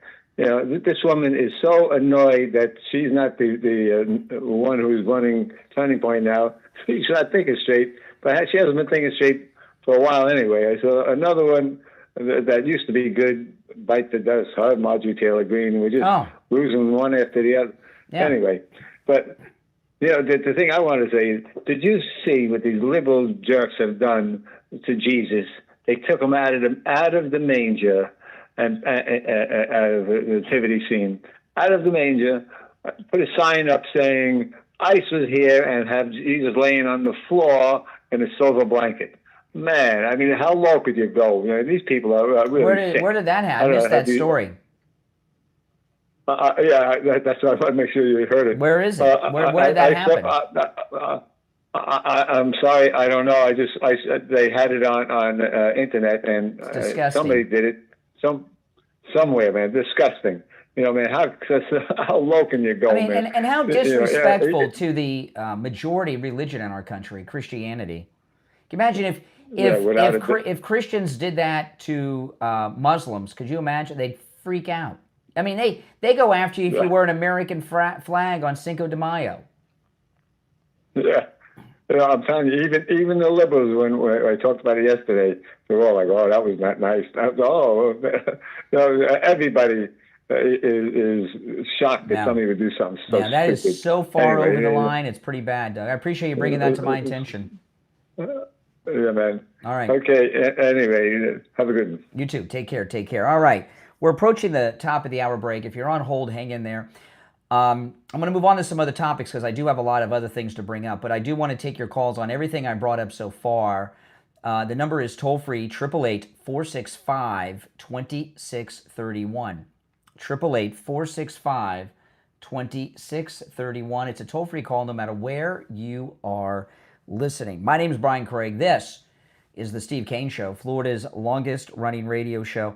You're welcome to call in about anything I brought up so far. I'm going when we get back from the top of the hour, there's one big story that I've got to recap, and then I've got a lot of other news stories, including the taking of that tanker and a lot more that we're going to cover on the program today. This is the Steve Kane Radio Show, Florida's longest-running radio show, on the radio since 1977. That's right.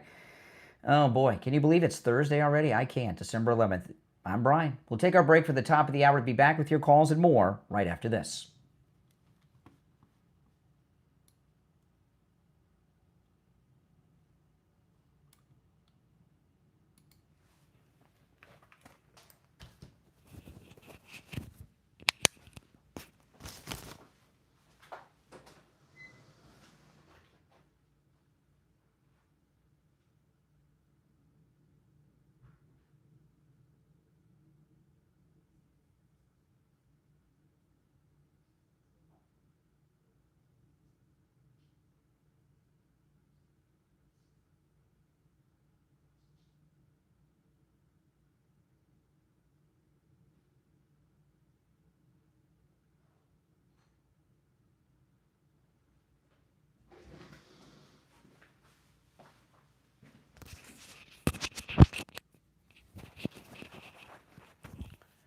Let's see.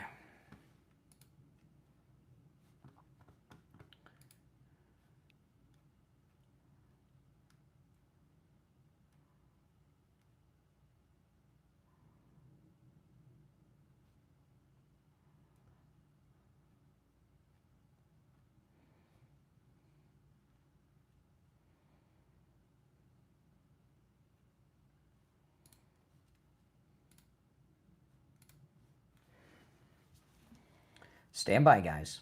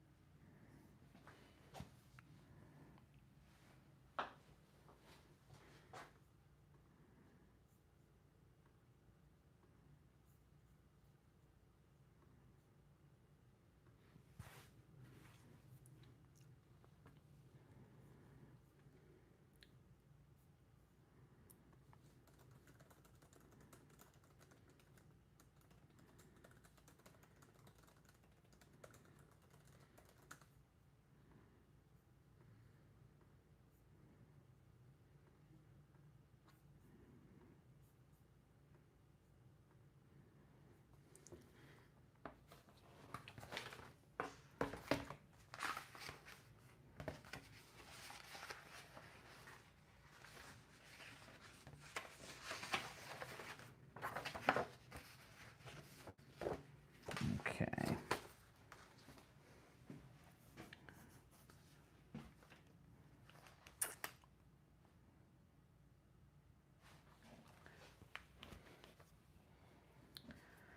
All right, stand by, guys.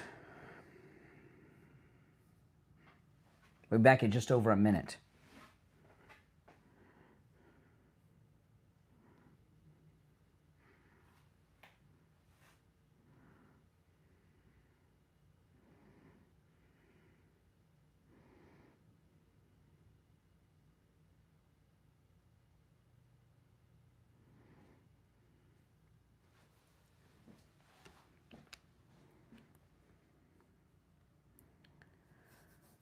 Less than a minute, we'll be back. If you're new, make sure you subscribe. We're in a radio station break right now.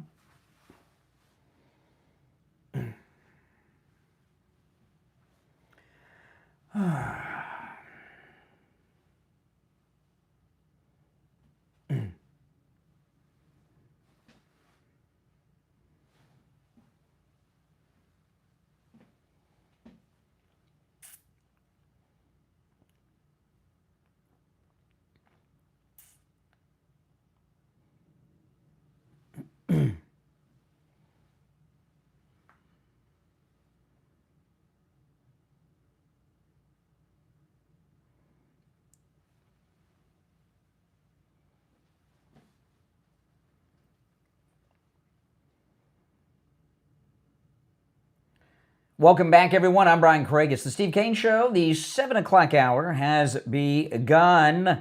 I'll take a call or two, and then we'll get into the some news stories. You're on the air. What's your name? Where are you calling from? Good morning. My name is Patricia. I'm calling from Massachusetts. All right. And I wanted to what's comment on your mind? How I did call before. The story the gentleman just brought up about the baby taken from the nativity scene, that happened in Boston. Well, it's actually here in Massachusetts. And the Archdiocese has told them to stop it, and they just refuse. No, it's pretty bad. They just refuse. Pretty bad. It is. It's disgusting. It is disgusting. And I don't know, Candace seems to have lost her mind, which is another topic we're talking about. Mm-hmm. Well, listen, I got a bad connection with you, so I'm going to move on, but I appreciate the call, and I'll look up that story, all right? Now, here's a story I talked about really early on the pre-show. This is an insane story. I saw on Newsmax yesterday, Tom Homan, they've got a fraud investigator looking into Ilhan Omar's immigration status on how she entered the country, and he said that the fraud person looked over it and said it was 100% fraud. And so now they're looking into it a little deeper with investigators to find out what they're going to do about it. And, you know, what's come out of Minnesota is completely nuts, right? The $8 billion in theft from the Somalis. And then a news story dropped yesterday that I want to share with you guys. This is one of the most insane stories. This is out of Minnesota. Nearly every Somali household in Minnesota with children is on welfare of some sort. And I have never seen something like this. Listen to this. More than 8 in 10 households headed by Somali refugees in Minnesota are on one or more forms of American taxpayer-funded welfare, according to the new data published by the Center for Immigration Studies. The data is based on 10 years of data from the Census Bureau, okay? The data shows that 81% of Minnesota households headed by Somali refugees are on one or more forms of welfare. 27%, these are just Somali refugees in Minnesota alone, 27% are on cash welfare, 54% are on food stamps, 73% on Medicaid. Compare this massive welfare use to native-born Americans in Minnesota. Among native-born Americans in Minnesota, 21% are on one form of welfare, while you have over 80% of Somalis that are. 6% are on cash welfare, 7% on food stamps, 18% on Medicaid. These numbers are astounding. Somali households where children are in the home, listen to this. This is just Minnesota. 89% of Somali-headed households with children in Minnesota are on one or more forms of welfare. 86% are on Medicaid. About 62% of Somali households with children in Minnesota are on food stamps. 23% take cash welfare. Nearly every Somali household with children receives some form of welfare in Minnesota. Okay? This is nuts. I mean, what's going on in this country. And this is part of the replacement theory, the great replacement theory that was going on, right? Come over here and retire. We're going to set you up, and we're going to replace these ungrateful Americans who are no longer voting Democrat. Vote for us. Come here and vote for us. You know, if Donald Trump had not won re-election, this country would have been in so much trouble on so many different levels we can't even measure. The country would have been done. The United States, as we know it, would not have existed. Now, yesterday, President Trump dropped this in that White House meeting that he had. Did you guys watch? It was a great meeting. But that we took this Venezuelan oil tanker. They seized it. And Venezuela, they not only, is a narco state with the drug cartels, but they're also an OPEC nation. They got a lot of oil. And about 90% of their oil they sell to China. The rest of it they sell to Cuba or Iranian-backed terrorist organizations. Okay, and the oil tanker that was stopped yesterday, they're saying that it was oil that was destined for the terrorists so they can continue their mayhem. But a lot of it goes to Cuba. Things are heating up in this war on drugs, of which Venezuela is the center of it. And if you remember yesterday, if you saw the press conference, President Trump yesterday in his press conference, they asked him about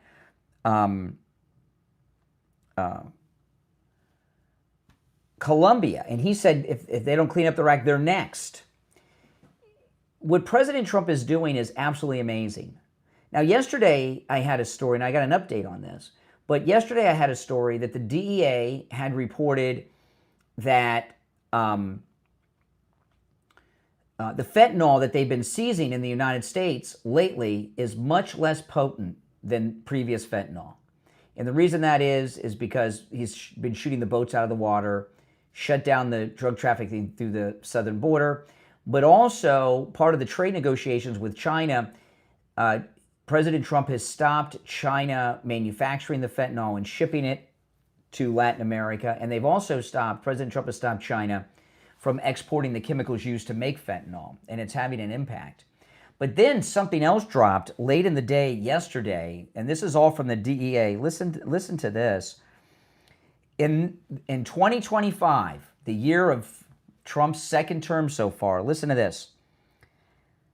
There's been a 35% decrease in fentanyl deaths this year alone in the United States. 35% decrease in fentanyl deaths. That's about 25,000 people. Think about that. 25,000 people are alive today that would have been dead if Trump had not been president. That's amazing. And that's happened because of all the things, taking out the drug boats, shutting down the border, the trade deal with China that you all are upset with on the left. 25,000 people are alive who would have been dead. That's amazing. In fact, this is the first year there's been a decrease in fentanyl deaths since fentanyl's been on the scene. The fentanyl deaths have been going up every year. And by the way, the number may be higher because 2023 is the last year we have official data on the fentanyl deaths. So that's based on 2-year-old data. Could be 30,000, but it's at least 25,000 Americans are alive today who would not have been alive if President Trump were not the president. How can you be against what he's doing? Taking the tanker, taking out the drug boat, shutting down the border. 25,000 people. Think about that. How many people is that? It's a stadium of people that he saved those lives. And by the way, how many people are not dying because they're victims of crime? So while you're out there crying for these drug traffickers in the drug boats, why no sympathy for Americans that are dying every day from fentanyl? President Trump saved 25,000 American lives already, and the year is not even quite over yet. Now, I want to talk about Friendly Tire and Margate. You know, at Friendly Tire and Margate, you can get new tires for as low as $75 a tire out the door and on the road. And remember, when I say out the door and on the road, Friendly Tire, when you call and get a quote, these are brand new tires, common sizes on some of the most popular vehicles on the road today. He doesn't charge you to mount the tire, balance the tire, or dispose of your old tire. As low as $75 a tire for brand new tires out the door and on the road. Whatever size tire you need for any type of vehicle, he can get it. He has all the name brands you know and love. If you have a Tesla, he's got great deals on Tesla tires and the special tools to change those tires. If you have run flats like I do on one of my cars, incredible deals on run flats. If you have an industrial vehicle, great deal. Great deal. As low as $75 a tire out the door and on the road for brand new tires. Common sizes on some of the most common vehicles on the road. Now, he has thousands of good used tires in stock. Used tires, these are very high quality used tires. As low as $35 a tire. And that's also the out the door and on the road price, because with the used tires, he doesn't charge you to balance, mount, or dispose of the tires there either. So new tires as low as $75 a tire. Good used tires as low as $35 a tire. It's a great deal. Call Friendly Mike. He'll give you a quote right over the phone. Here's his number, 954-977-9445. 954-977-9445. That's 954-977-9445. We'll be right back.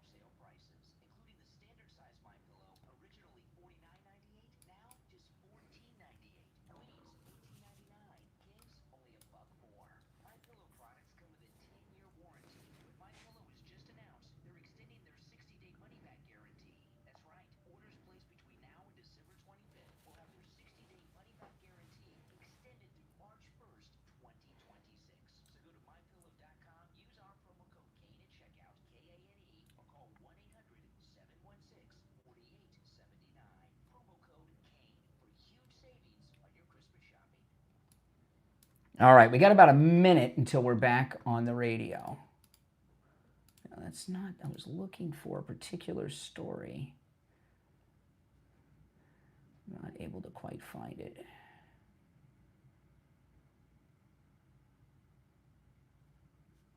Okay, that's part of it. Okay, that's one right there.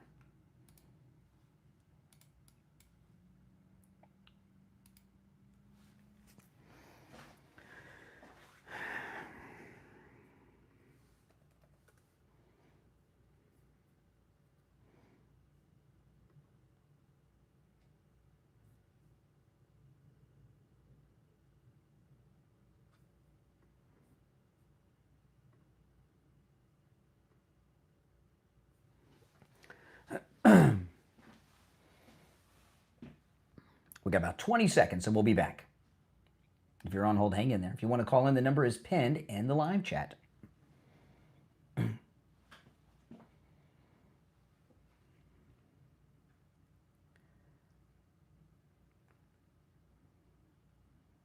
All right, we're back. I'm Brian. It's the Steve Kane Show. You're on the air. What's your name? Where are you calling from? Hi, Brian. It's Vanessa in Pensacola. Hey, what's up, Vanessa? Well, I was thinking about Mike Lindell, and God bless him. You know, I do worry because Walls will run again. And he is running. He's running now. He's running now for re-election, Tim Walz. Yeah, exactly. And the good people of Minnesota, please get to the polls, become watchers. You know, I know Mike's big on the whole election thing, so God bless him. I have a deep connection to that state. Not myself. My mother did, and my grandfather owned a cabin on a lake, and she said some of her best memories when they left Florida, and they drove clear to Minnesota in the 50s. Yeah. And she was just a child, and she said they had a fantastic time. They fished the lake for walleye. They had big community fish fries, and I hate to think, you know, and her best memories were up there in Minnesota as a girl. Yeah. Well, so it's changed. Good people of Minnesota, please get to the polls, watch, observe. Well, Mike Lindell from My Pillow is running for governor of Minnesota. And you know, and he's hinted around doing it for a while. Tim Walz is running for re-election. Now he's got the issue, right? We've got all this fraud. Now we've got this new issue I was just talking about where over 80% of the Somali households are on some form of welfare in Minnesota. I mean, he's got a lot of good... All that will be over if he becomes governor. Over. Well, God bless. I wish Mike all the best. I hope he wins. He should. Oh, yeah. He absolutely should. Absolutely. If all the legal voters get out there, he will win. Well, part of what it is, you know, that's not the way to go, okay? Because that's kind of a loser thing. That's a loser way to do it. I mean, maybe that'll be what Mike does, but my advice would be this. You know, I think the people of Minnesota are not happy. I mean, my wife has her cousins live in Minnesota, and people that live in Minnesota are not happy and have not been happy for years with the Somali community where they have their own police force and such. But they felt that they didn't have anyone to represent them. Yeah. So Mike Lindell, if he runs a grassroots campaign in Minnesota, really a door-to-door campaign, going to people and directly and giving them hope that they can get rid of this corruption and this god-awful change in their state, he could win. You know, it's all about turnout. The way you're talking about it may be how he goes, but that's not the way to win it. The way to win it is, I am here to rescue you, right? There is hope. We outnumber them. We just need a large turnout. Vote for me. This fraud will end immediately on day one. And as a business guy, he knows how to do it. That's the way to do it. The way you're doing it is, and I understand what you're saying, but the way you're going at it is like, oh, well, it's almost like it's hopeless. No, it's not. The people of Minnesota want the Democrats out of power. Let me tell you, they're not happy. There's $8 billion in fraud through the state. There's over 80% of Somalis, they're taking over their state and they're sucking it dry while they're working hard, going to work in the snow today, right? Oh, yeah. Golly. All right. Appreciate the call. Thanks so much. Now, This is Harris Faulkner on Fox talking about, listen to this.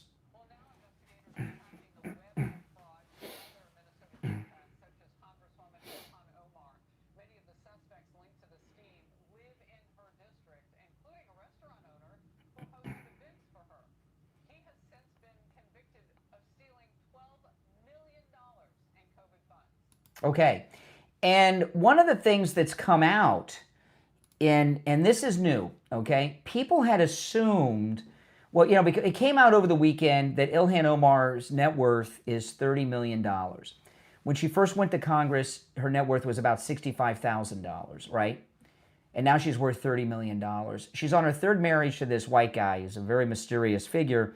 And most people assumed, well, you know, her husband, he's a venture capitalist. He owns a venture capitalist firm. No, he didn't have money either until they got married. And they got married after she was in Congress. So there's been a lot of money funneled to her husband's businesses, the venture capital firm.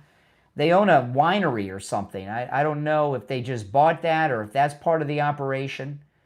But no, the wealth of the husband and her happened after they got married, and he married her after she was already part of the squad in Congress. And that's why when you see her on television, she looks worried. You know, another thing too is the president's been attacking her by name. In Pennsylvania the other night, he was going into details about her immigration status. Ilhan Omar responded on X. She didn't deny what he said. His obsession with me. He's always hating on me. He's obsessed with me. She never denies the allegations. I haven't heard her deny it once, and it's coming up every day from the president. Tom Homan has been talking about it too. Now, here's the president. He did a great interview on Politico this week. Listen. He's talking about the birthright citizenship issue that's up in front of the court.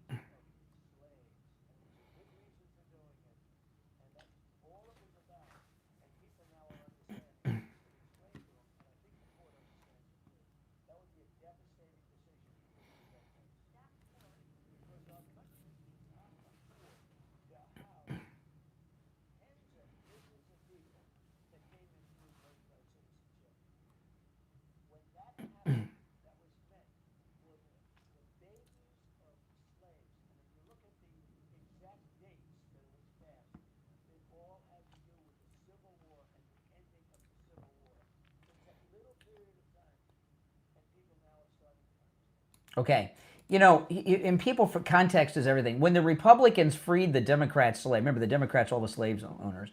When the Republicans freed the slaves, there was an actual question in the country. Are they citizens? Can you believe it? It was an actual question at the time. Well, you know, Democrats, they were racist. And it was a question. So they passed the 14th Amendment, the Republicans, to end that question. Yes, they are U.S. citizens. In fact, because of that, black men who were slaves 5 minutes before immediately had the right to vote. That's why they did it. Everybody knows this.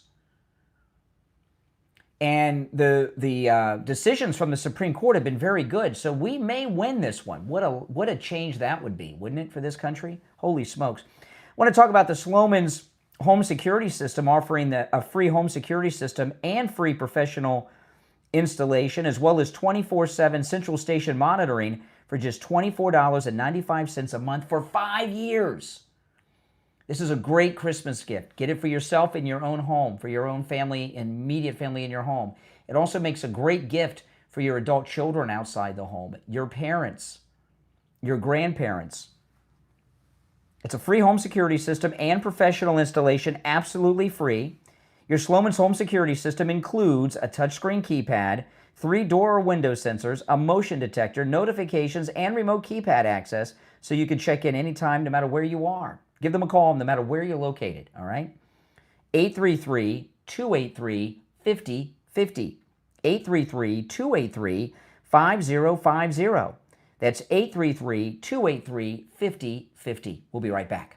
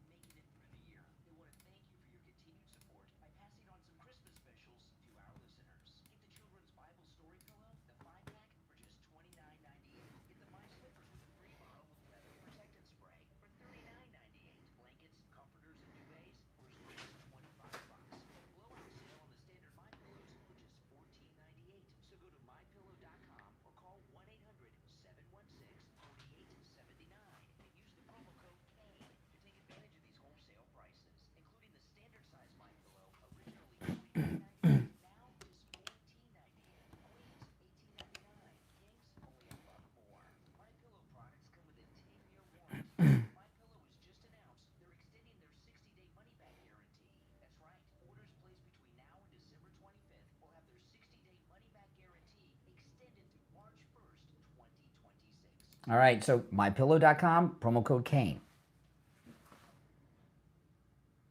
All right, we're back. I'm Brian Craig. It's the Steve Kane Show, Florida's longest running radio show. You're on the air. What's your name? Where are you calling from? Hi, good morning, Brian. Chris from Pompano Beach. Hey, Chris. How you doing? Great about yourself. Thank you, thank you. I mean, I guess all I can say is, wow. I mean, there's so much, going on out there. But I did want to comment on your last, a few topics, especially the anchor baby citizenship deal. Because, I mean, I spent, a few years in California when I was out at Camp Pendleton in the Marine Corps back in the 80s. And that was a huge thing then because that was draining California then from the start. All this money's going to social services, much like the Somalis in Minnesota. Yep. It was, come across the border, have the baby, and now you're getting free medical education, everything, and it's a drainer. And then you have hardworking, tax-paying citizens here who could use it more so than that. But this is a good thing, and I really hope that it does, come through the course, because, again, the money, taxpayer dollars, but that never should have been an issue. And like you said, education, lack of knowledge, because that was used I really hope, this is what I hope, because, in the past, Mike Lindell running for governor of Minnesota, he's talked about it, but it didn't seem like a realistic thing, right? Because the Democrats were so entrenched. But now you look at the $8 billion financial scandal, this news story with the Somalis, over 80% of them are on welfare, some of them multiple forms of welfare. It's perfect. And what Mike Lindell really needs is for the Trump organization to take this as a serious run and send him some professional campaign people to run his campaign, because Minnesota is in play. And I got to tell you, this is where Walter Mondale is from, Minnesota. Al Franken is from Minnesota. Who was that senator that died in the plane accident? He was it a bus? I remember the one that died that Mondale tried to. It's a very liberal state, and typically Republicans running statewide in Minnesota, it's just a sacrifice candidate just to put somebody up. This time it's in play because of these Somali scandals. Yeah, absolutely. And you're right. They don't get the truth. They don't get the information. They're just told and sold. Paul Wellstone, by the way. Yeah, Paul Wellstone was the senator who died, and he was a hardcore environmental lunatic.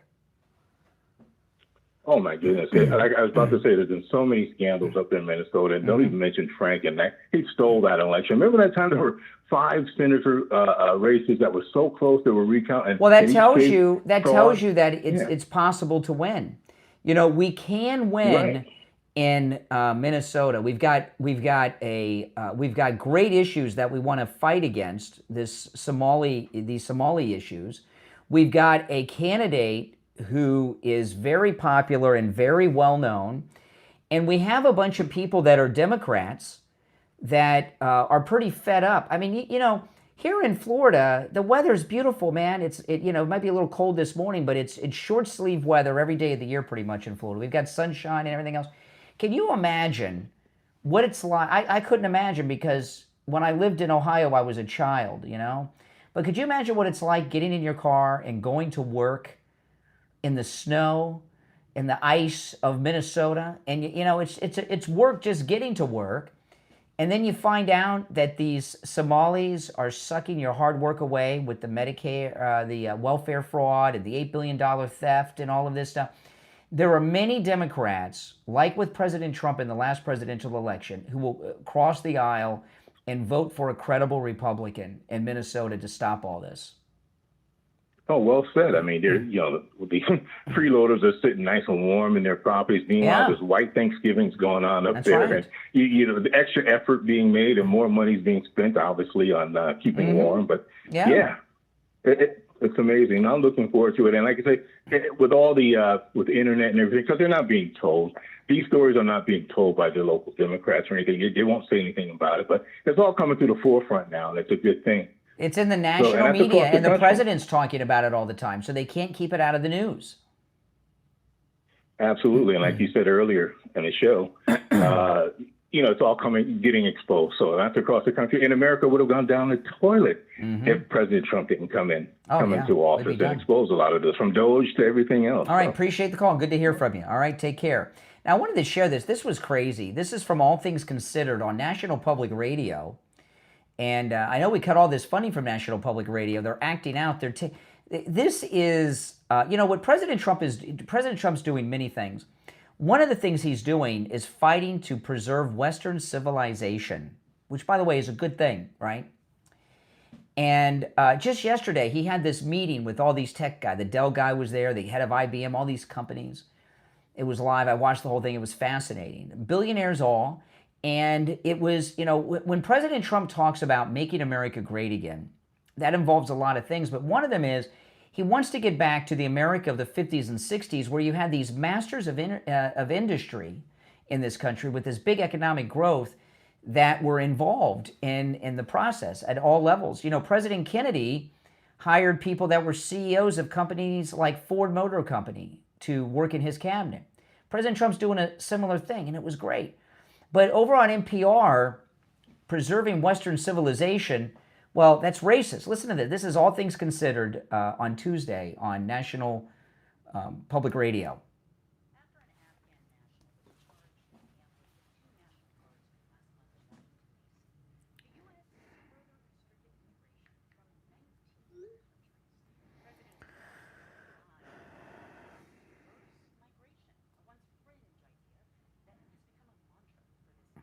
That's right. Reverse is the deportations, people not coming here and deporting them, right? That reverse migration.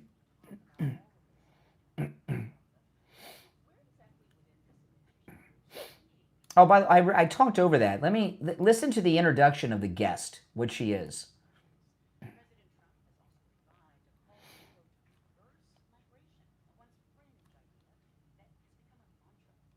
Mm-hmm.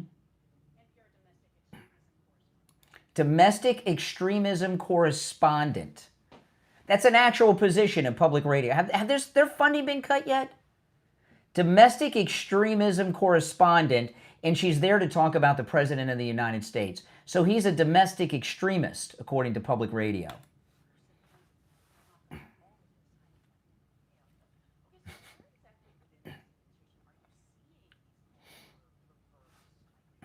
Everywhere.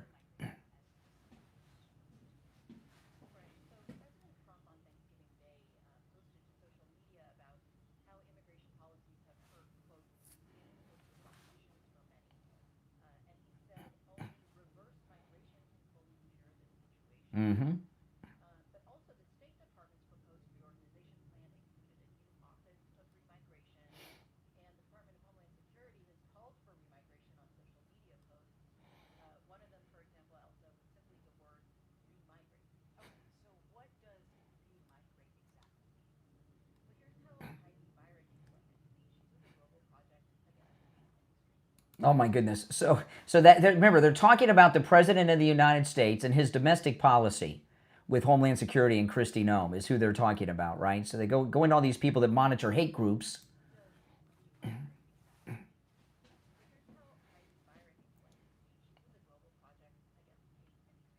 Okay. The Global Project Against Hate and Extremism. When you want to understand Trump policy, that's who you go to?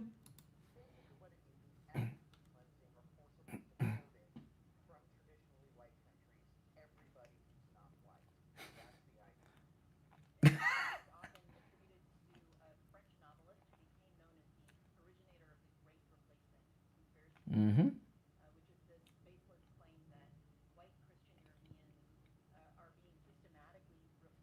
That's true.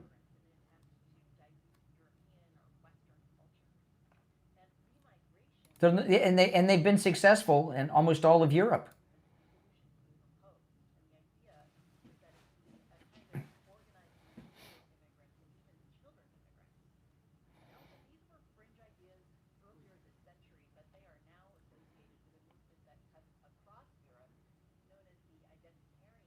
Identitarian movement.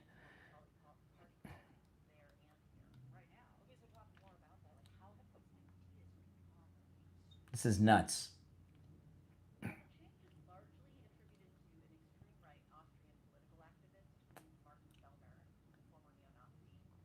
See, MAGA. Trump's policies are modeled after a Nazi. Isn't he like their boss at public radio? They're talking this way about their boss. What cabinet member would oversee public radio? Does anyone know?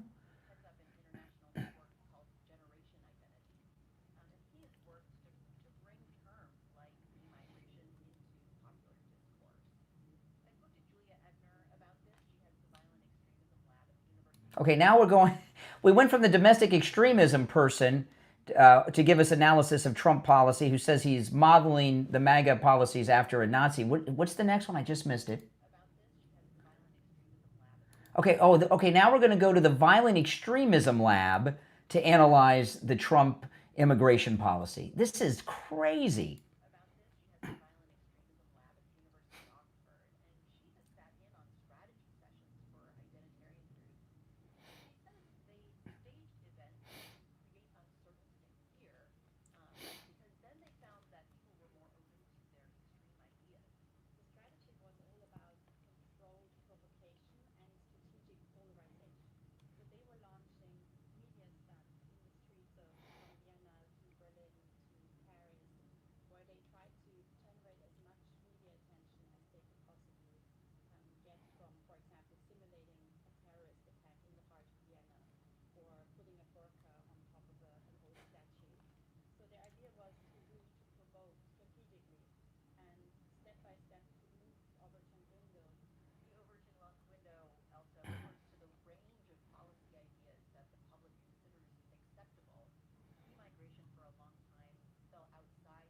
Unreal.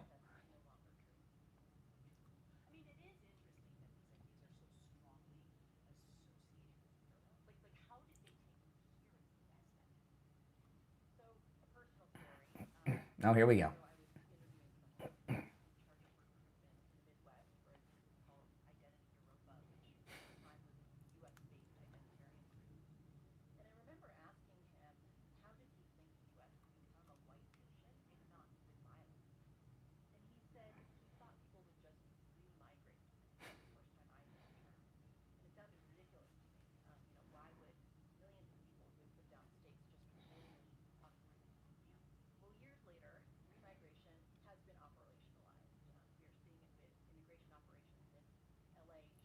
She's talking about ICE now. Now ICE is part. Now she just talks about some Klan white supremacist, white nationalist organization, some guy she interviewed years ago, and now she's saying that's what ICE is now, right?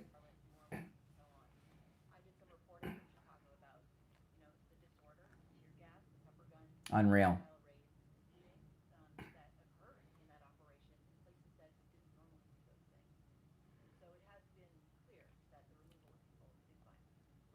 So, okay, so the Trump administration is a violent extremist movement whose policies are modeled after neo-Nazis, Nazis, and white nationalists. That's what they just...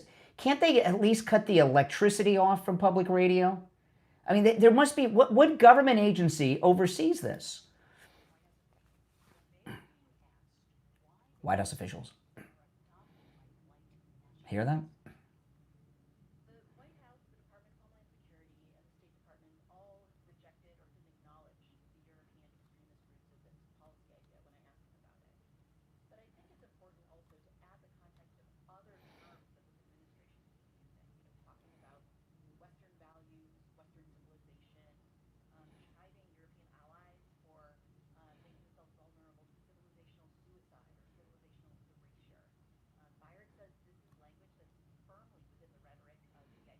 See?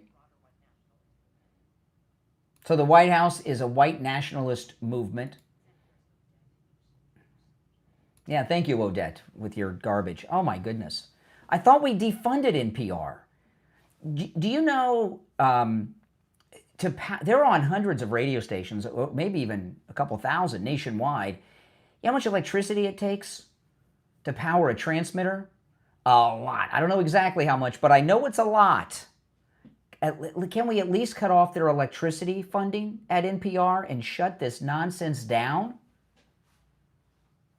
They're talking about their boss. The President of the United States is the boss of public radio. Now, I want to talk about coastal weight loss secret. Oh, man. I'm so excited because this Christmas, I'm going to see people I haven't seen in a while, right? Over a year, many years. And the last time they saw me, I was a different person because... well, I hadn't lost all this weight with Coastal Weight Loss Secret.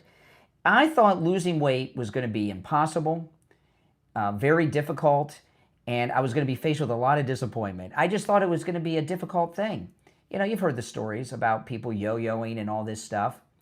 And when I first went over to Coastal Weight Loss Secret, I didn't know anything about how their process worked. I didn't know what their secret was. I didn't know what their plan was.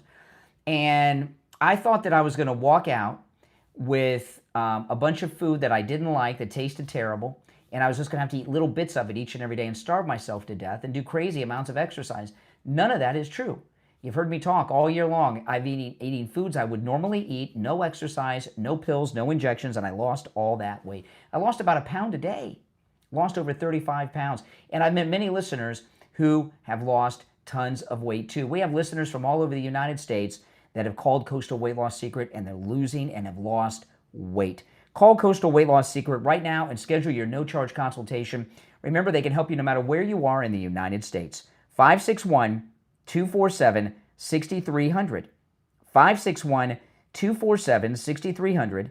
That's 561-247-6300. And online, coastalweightlosssecret.com. We'll be right back.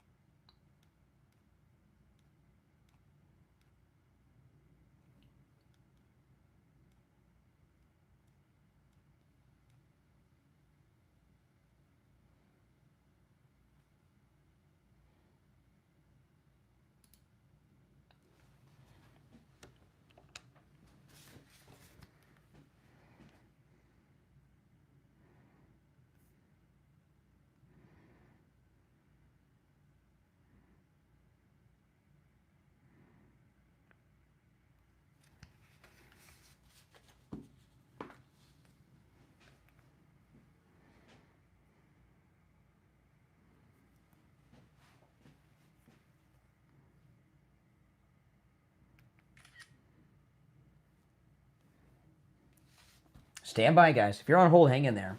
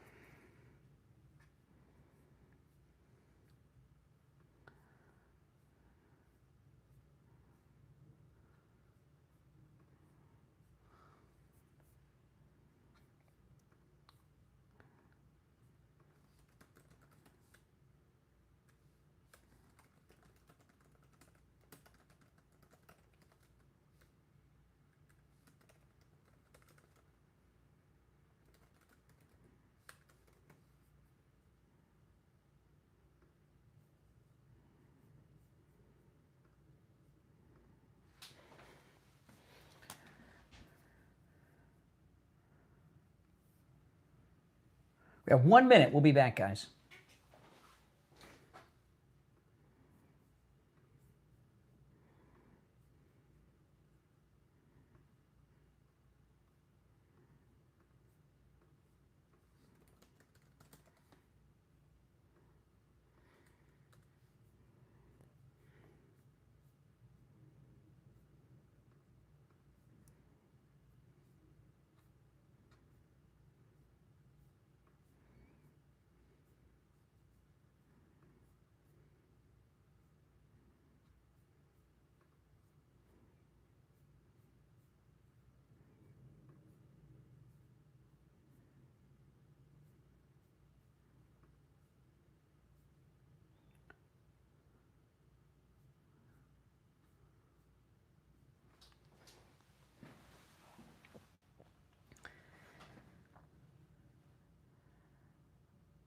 We're back. I'm Brian. It's the Steve Kane Show. You're on the air. What's your name? Where are you calling from? I'm Mark from Ohio. All right, Mark. What's on your mind? How are you doing today, by the way? I'm doing well. How are you? Well, you asked me how I was doing. I was answering. I'm doing well. How are you? Oh, go ahead. Pretty good. Thank you for asking. Yes. I just had a question. Do you believe in Jesus Christ? What kind of ridiculous... Of course I do. Oh, well, didn't know. Really didn't know. Do you read your Bible every day? No, sadly I don't. My wife's been on me about this. No, I don't. Okay. I'm not a perfect person, and that is a big failing of mine. Why do you ask? Well, because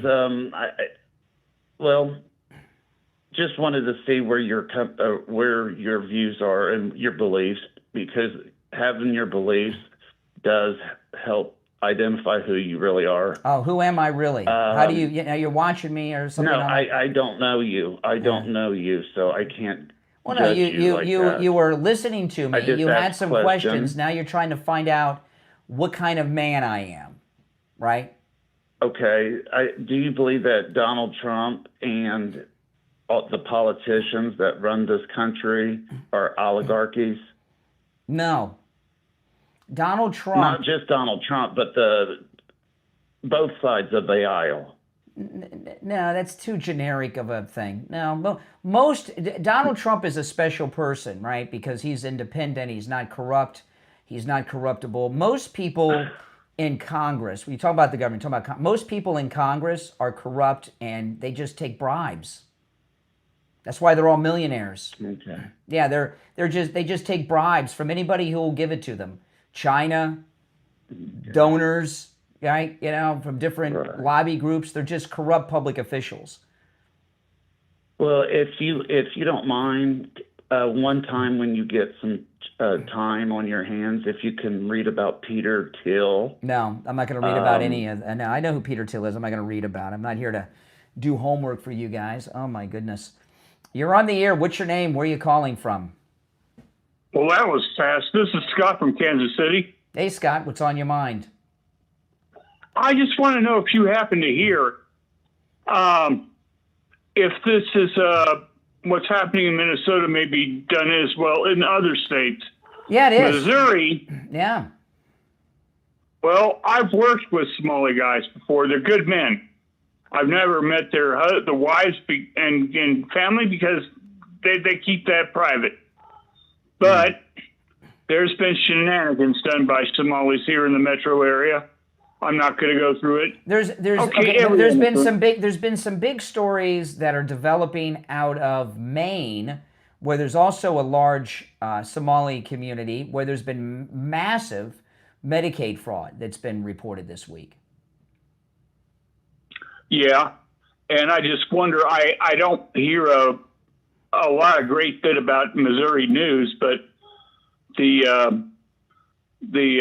Attorney General of the state of Missouri, who I think wants to be governor, I just wonder if he's going to look into any of this. Well, himself. you know what it is. This is the deal. Okay, I don't know any Somalis personally, not that I know of, but these refugees, that are in these communities may not be the types of Somalis you're working with. But Somalia is not a functioning country. No, I know this. It's not just an anarchy. It's prehistoric. There's no civilization there.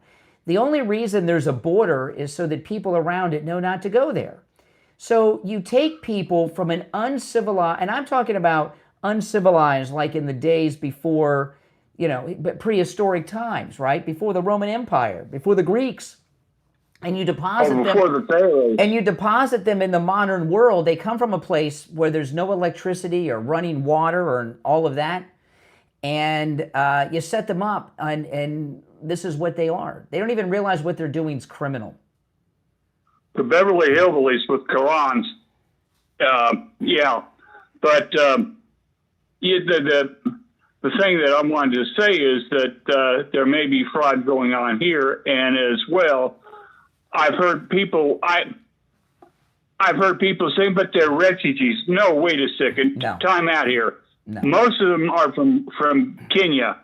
Now, maybe their forebears were refugees And you get or into it. illegal They're not aliens in refugees. Kenya. They're not refugees.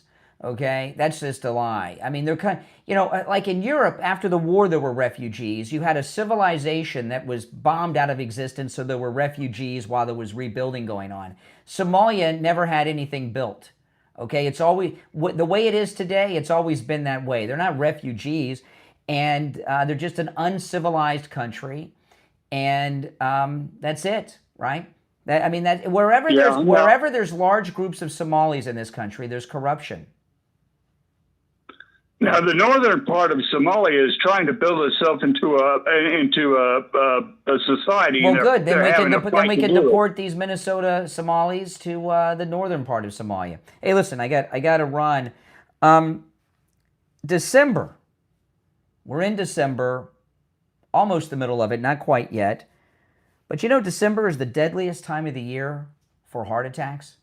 Yeah, it is. This is according to the American Heart Association.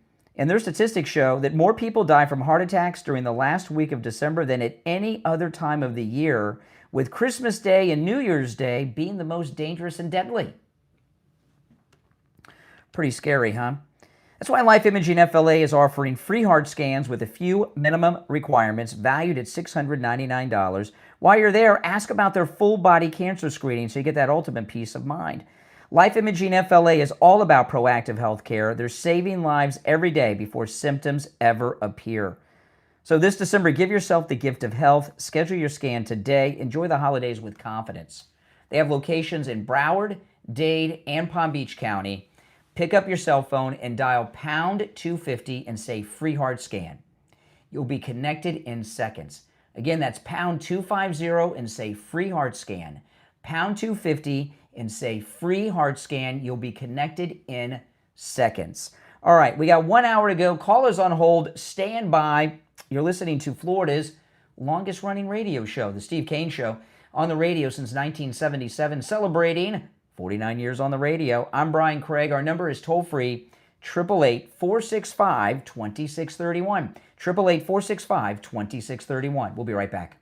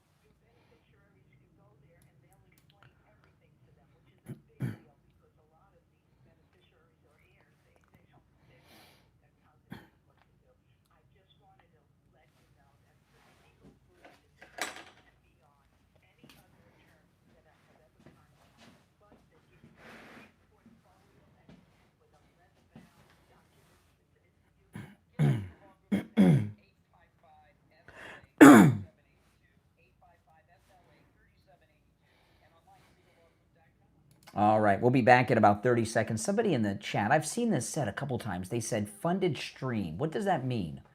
Funded by who? Who do you think I'm funded by? I'm curious.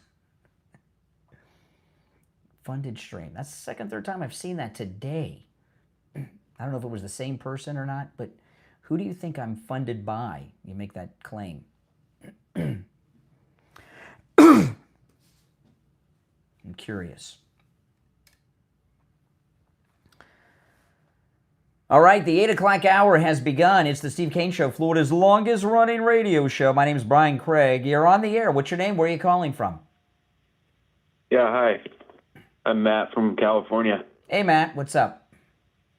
Hey, I wanted to talk to you about your take on the Somalis. When we're talking about Somalis, I feel like we need to use accurate terms. Let's walk through some of the things I heard you say. You know, a refugee is someone that's legally recognized as fleeing persecution or violence, and Somalia did have, you know, like a civil war, state collapse, famine, stuff like that. Then the U.S. Refugee Admissions Program has been admitting them for like 30 years. Yeah. They're vetted. They have DHS screening. So according to federal law, Somali arrivals are refugees. Yeah. Can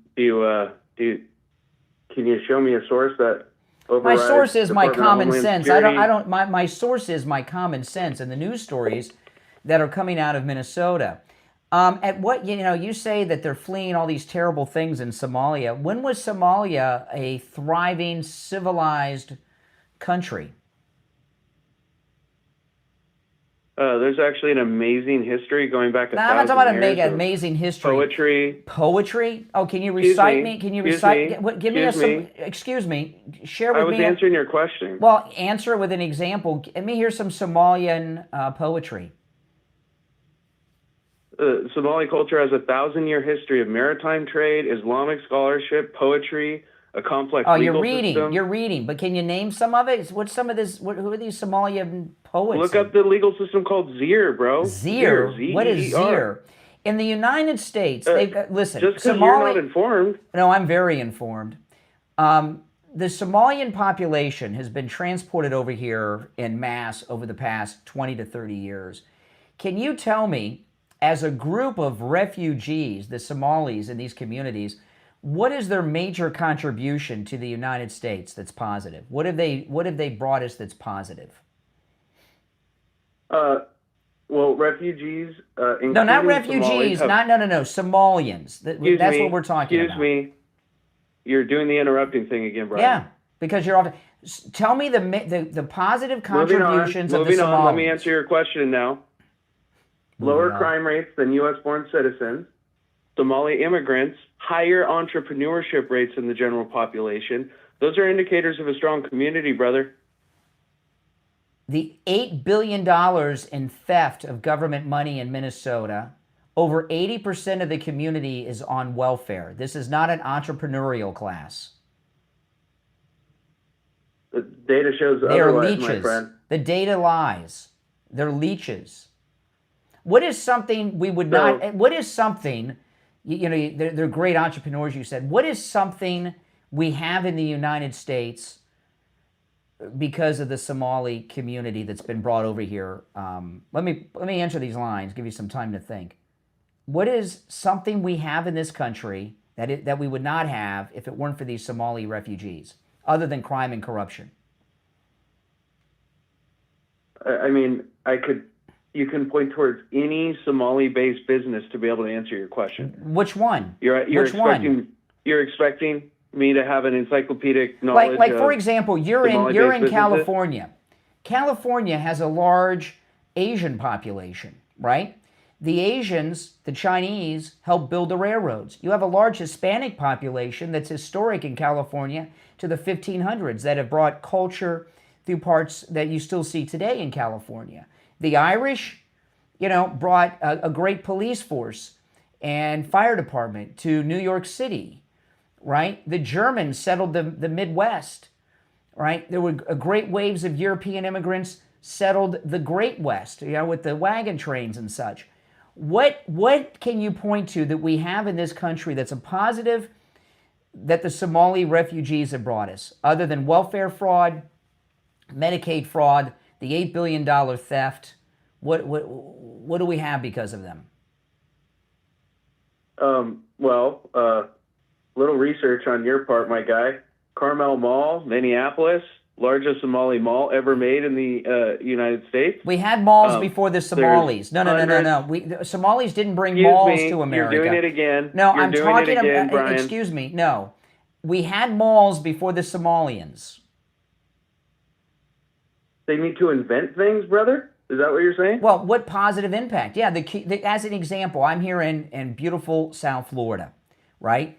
We have immigrants from all over the world, mainly the Caribbean, right? Haitians, and we have a lot of Haitian immigrants and Cuban immigrants and Jamaican immigrants. And they bring great culture, great foods, great restaurants, great festivals like Cayocho and Little Havana, right? Great Miami music. So can I answer your question now? Mm-hmm. Great, thank you. Outside of the malls, there's an incredible cuisine associated with Somali culture that can be. I saw the mayor of Minneapolis the other day. I saw the mayor of Minneapolis a couple days ago online. He was in a Somalian restaurant. He tasted the food. He couldn't even swallow it. It tasted so bad. Come on. Wow, great anecdote, Brian. It was 2 days ago in the news. The Somalian-loving mayor of Minneapolis. What are some of these, like the Italians, from the Italians, I'm we sure got there's people Italian, that don't like the Cuban food. Cuban food spectacular. That's great. That's your opinion.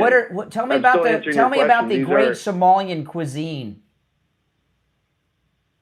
What are some of the great dishes right now? You say they brought to us great cuisine, like the Italians brought us great pasta dishes. The Chinese and Japanese have brought us great foods. We have October. They have a sambusa. It's a fried pastry similar to samosas. What? There's mufo, which is a cornbread. Mufo? That sounds like something you made up. Mufo? That's like mofo? Look it up, my guy. Mofo? They brought us mofo? Oh, my goodness. He's just making words up now. They brought us mofo? Can I say that? Do you have to dump me, Mike? You're on the air. What's your name? Where are you calling from? My name's David from Florida. Really? Where in Florida are you? Fort Myers. Really? Along the Gulf of America? The Gulf of America, hell yeah. Anyway, our liberals have ruined many things, but most importantly, they've ruined beer. I can't even drink normal beer. Oh my goodness. Oh my goodness. Yes, the Somalians have brought us mofo, according to the caller. Isn't that lovely? Somalian cuisine. Did you guys see the mayor of Minneapolis in that restaurant? He wasn't doing well. He was not happy at all. Okay, where are we? Okay, there we are. If you're on hold, stand by. Our number is 888-465-2631. 888-465-2631. It's a toll-free call no matter where you're calling from. Listen, One, they're not refugees. That's just some loophole crap that the Democrats came up with to bring that group of people here. Okay, there are no positive contributions. In fact, what we're learning is it's a professional criminal enterprise that's going on in these communities, in particular Minnesota, where Ilhan Omar represents. All right, we're going to take our first break of the 8 o'clock hour. If you're on hold, stand by.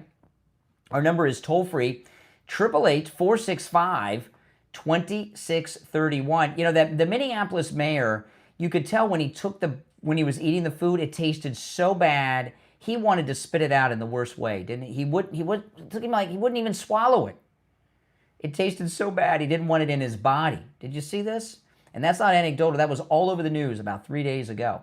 All right, 888-465-2631. We'll be right back.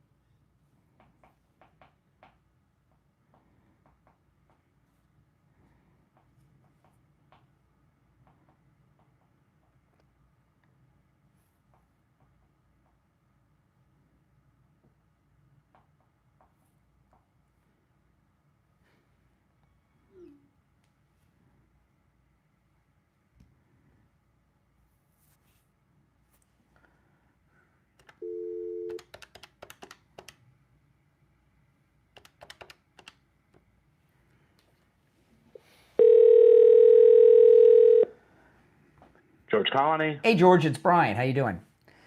Hey, Brian, how you? Good. We're in break for about 2 minutes, so I'm gonna put you on hold, and next time you hear my voice, we'll be on the air. I got it. All right, stand by.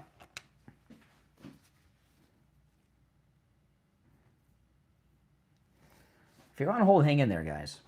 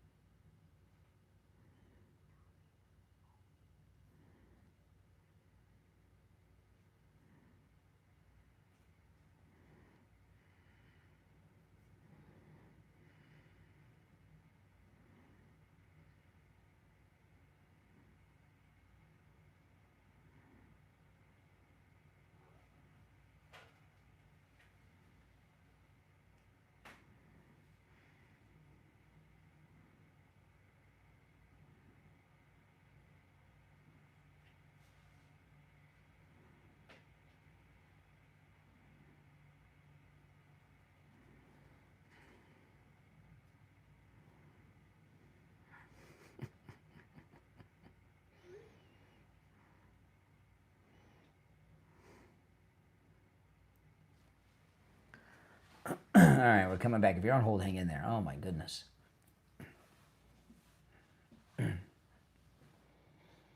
Reading from Wikipedia is not a way to find contributions from a group. There we go.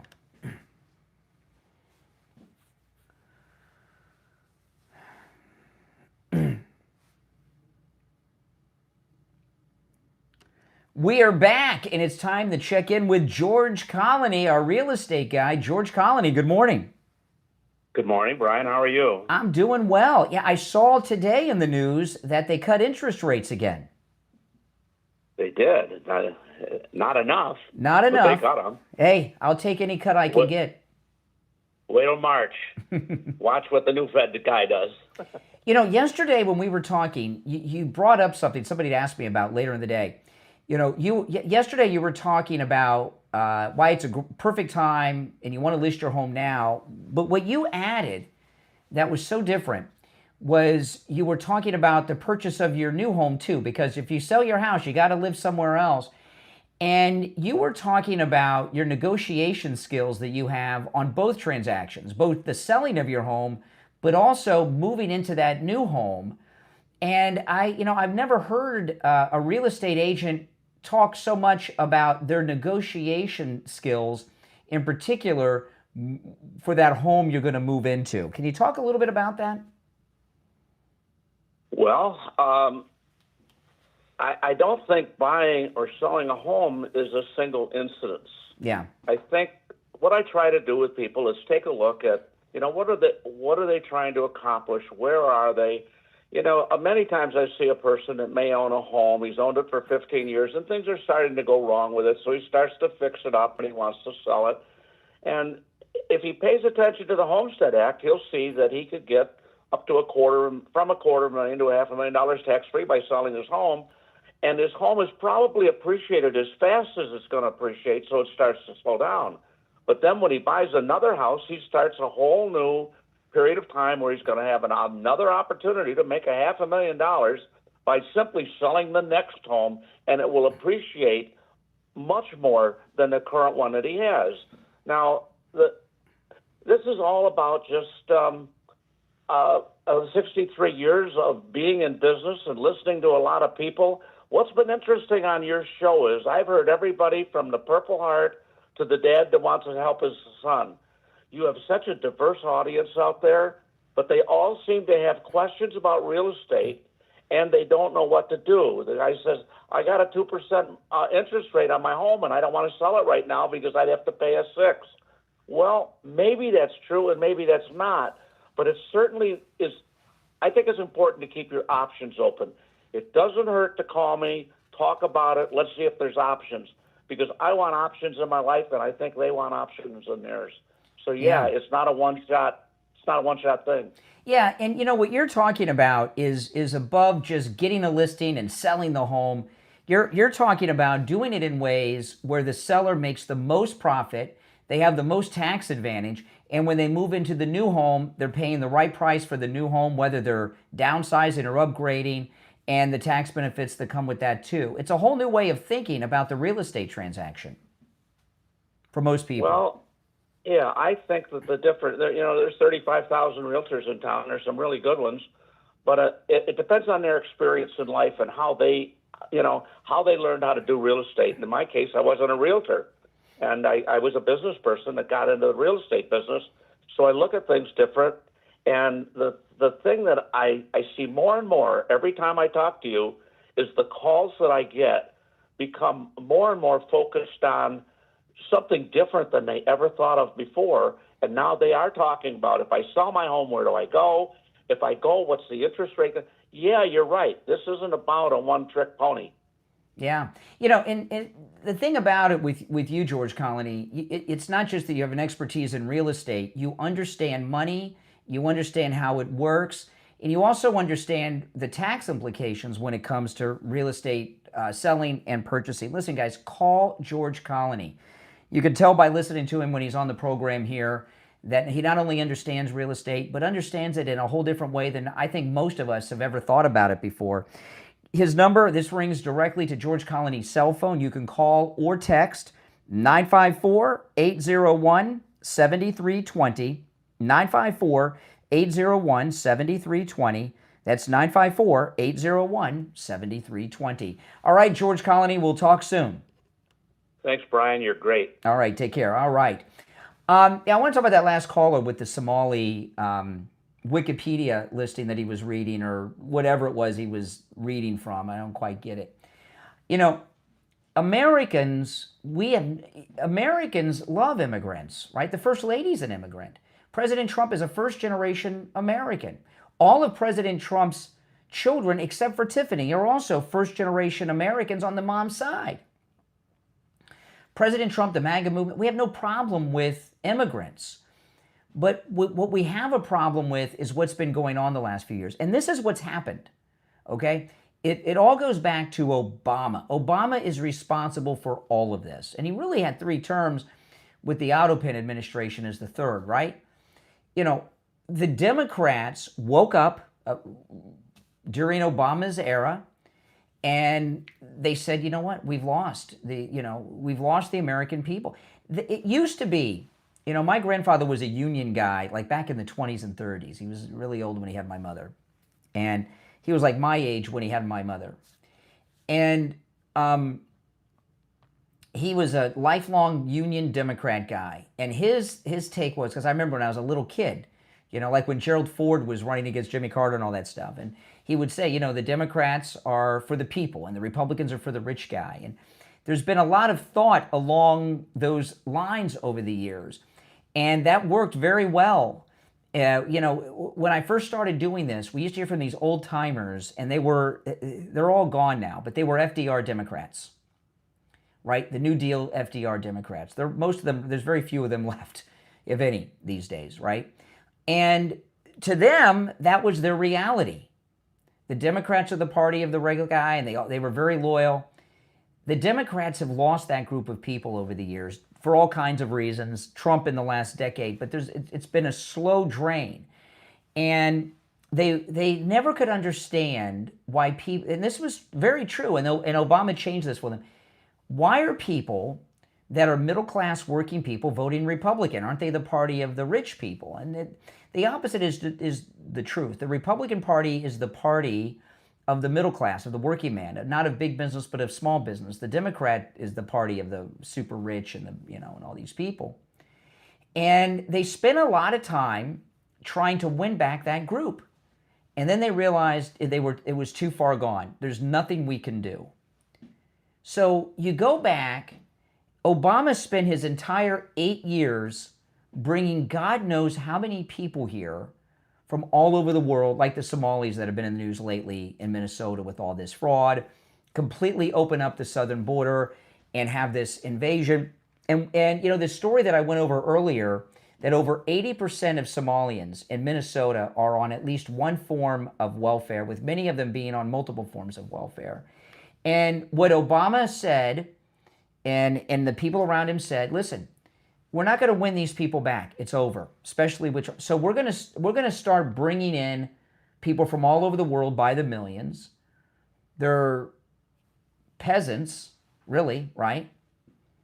We're going to get them taken care of with their SNAP and their cash welfare and all this stuff, and they're going to be dependent on us forever. The way it used to be when it came into election time, like, you know, the political commercials we're going to get next year, the old commercials from the Democrats were all about this. And I would hear this from callers.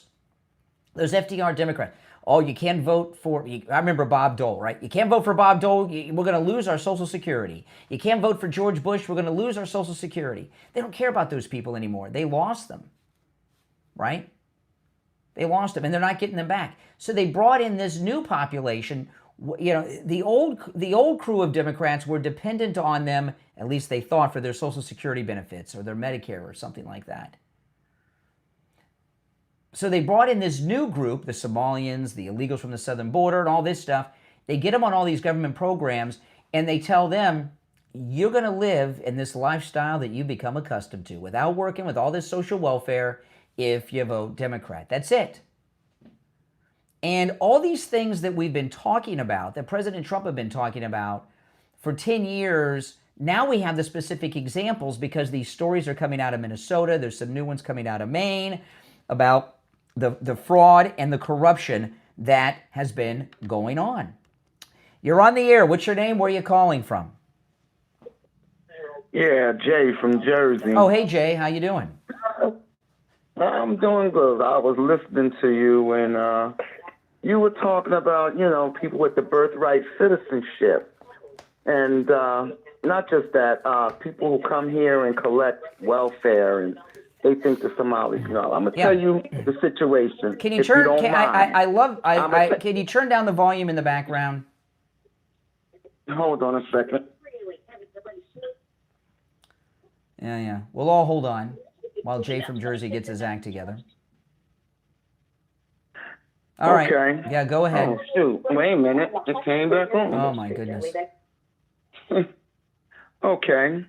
They want to put out the Somalis because they were getting welfare and stuff by default. Okay. About 6 years ago, in Lakewood, New Jersey, big Jewish community, the ones that wear the black, you know, about 2,000 of them all got arrested because they were all committing welfare fraud. Mm-hmm. They were living, listen to this, they were living in the homes that they were collecting Section 8 on. The husband would collect the money. The wife would say she needs Section 8. And they was getting Section 8 that was paying for their own home. Hold on, Jay. Hold on a second, Jay. About, hold on, Jay. Hold on a second here. This is, my goodness, I can't believe it. I'm agreeing. Okay, hold on. Slow down. This is amazing. I'm in agreement with you. So what you're saying is, by this example, we should arrest the Somalians of Minnesota for their fraud, like the Jews wherever you're talking about were arrested. I agree with that. Okay, but listen to this. So we're on the same page. Let me finish. Okay, we're on the same page. The problem is, you want to arrest the Somalis. Guess what? Because it was so many of them Jews who were doing it, they all got a slap on the wrist. Nobody went to jail. Well, that's too bad. Nobody. They only had to pay back. They only got a fine and had to pay back the money. Well, you know, maybe we they can got reopen a slap that on the case. wrist. Okay, so that's a miscarriage of justice. Okay. So that's a miscarriage. You So that's a miscarriage of can Google justice. Oh no, I believe you. I believe you, Jay. Lakewood. I'm just saying. Hold on, Lakewood, New Jersey. But see, Jay, the difference is. Slow down, Jay. Wait a minute. Let me finish. No, let me interject. Go Hold ahead. on. Go ahead. So that miscarriage of justice, you don't want that to happen again. So you want justice done with the Somalis. You don't want them to get away with crimes like these Jews you're telling me about. It's only justice when it comes to colored people. When they all were white, we can't arrest too many of you. You got too many kids. You got families to take care of. We're going to give you a slap on the wrist. The Somalis, nope, we're throwing you out the country. Why is it two different situations? I don't know, but I do know this, that sounds like a miscarriage of justice. Lakewood, New Jersey. I'll look it up. What you said's wrong. I'm not lying. We want to make sure we But don't have guess another. what? We want to make sure there's not another Lakewood. Whites get to stay. Blacks get thrown out.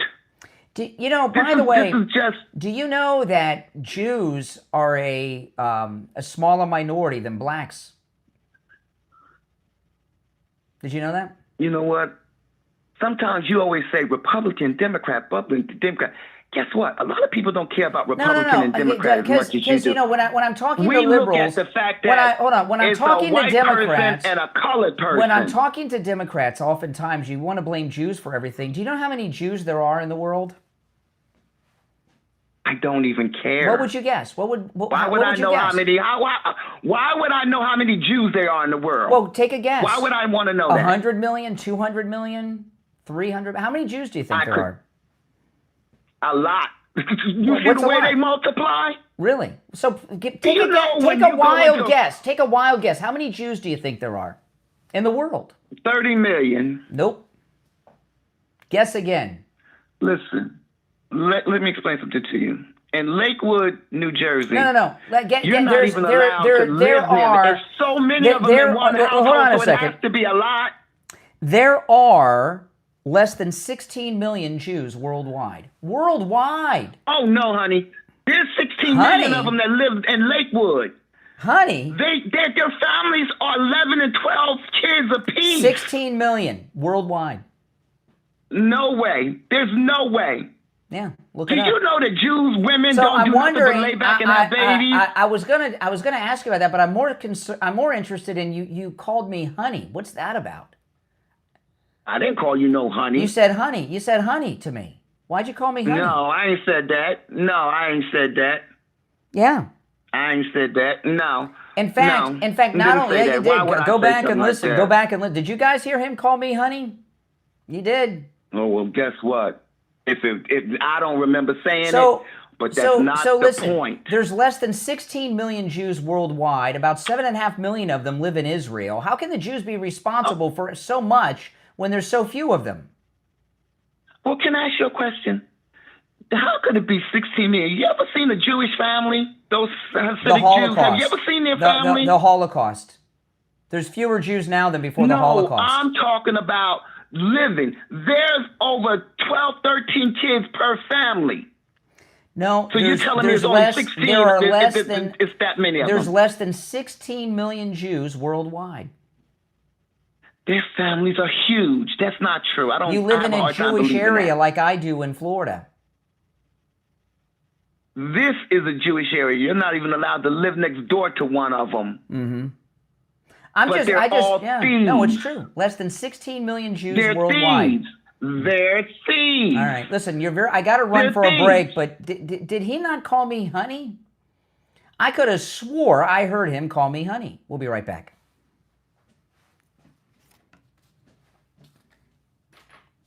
Did he call me honey? Did he? What is that about? He said, "Oh no, honey." He said, "Oh no, honey." What is that? Did he not say, "Oh no, honey"? Yeah, Mike the board up. He just texted me. Yeah, he said he definitely said, "Oh no, honey." What's that about? I almost didn't take that call. I was going to break first. If you're on hold, stand by. Am I hearing things? I don't think so. He said, "Oh no, honey." He said, "Oh no, honey." Oh my goodness. What is that about? Very strange.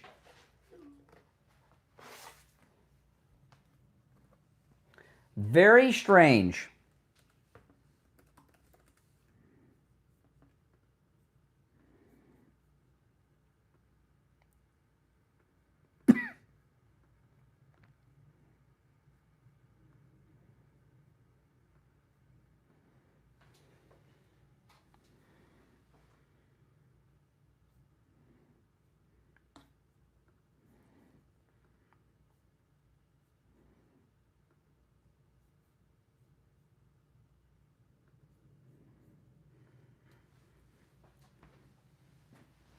Mm-hmm.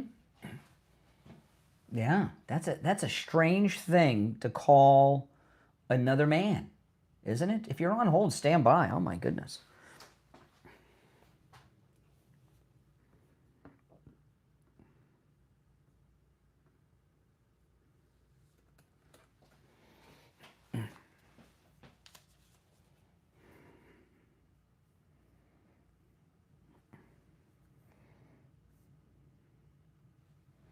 Yeah, I just looked this up. I mean, I knew this, but listen, there are 15.8 million Jews in the world, 0.2% of the global human population. Of these, about 7.4 million live in Israel. About 8.4 million live in other countries. The largest are in the United States.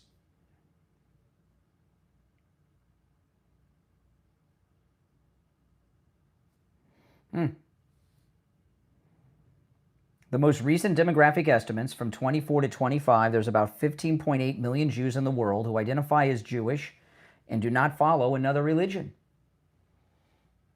There you go.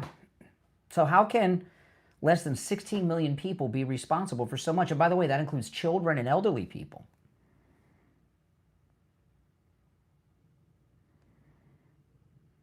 I'm curious. We got about a minute and we'll be back.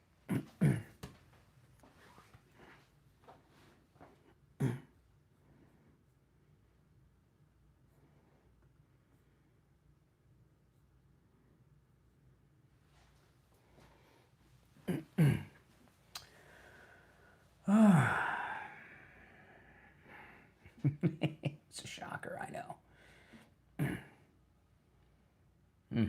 If you're on hold, stand by. The holidays bring out weirdness from people, right? There's so many holidays this month. Hanukkah, Christmas, New Year's, Kwanzaa. All right, less than 30 seconds.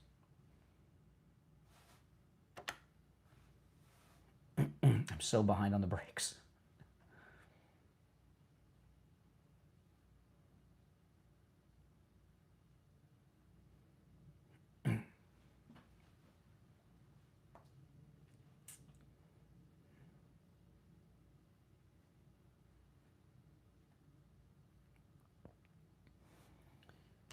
You're on the air. What's your name? Where are you calling from? Hey, Brian. This is Sean from Massachusetts. Hey, Sean. Well, first of all, he did say honey. He said, yeah, that was Jay, that was Jay from Jersey. He said, oh, when I told him how few Jews there are, he said, oh, no, honey. Oh, no, honey. Mm-hmm. And that seems to be kind of like, he didn't even know he said it. So that's kind of like an instinctive thing. That's like his catchphrase. Yeah, very natural. Yeah. Oh, my goodness. Oh, yeah. Oh, my goodness. Clear that up first, so he did say it. Yeah, my hearing's good, so yeah, he said that. That's very strange. You know, it's funny how it is strange. Bizarre. Have you ever called another man honey? No. No. Never. Never happened. Oh, never, boy. never will happen. It's on tape. You guys can go back and listen to it. Go back and listen. Oh, yeah, he just should go back and listen to it. He should be doing that right now because I've been called worse. Said that. I've been called worse. Yeah. It's just very confusing when you hear something like that, though, out of nowhere, you know. Yeah.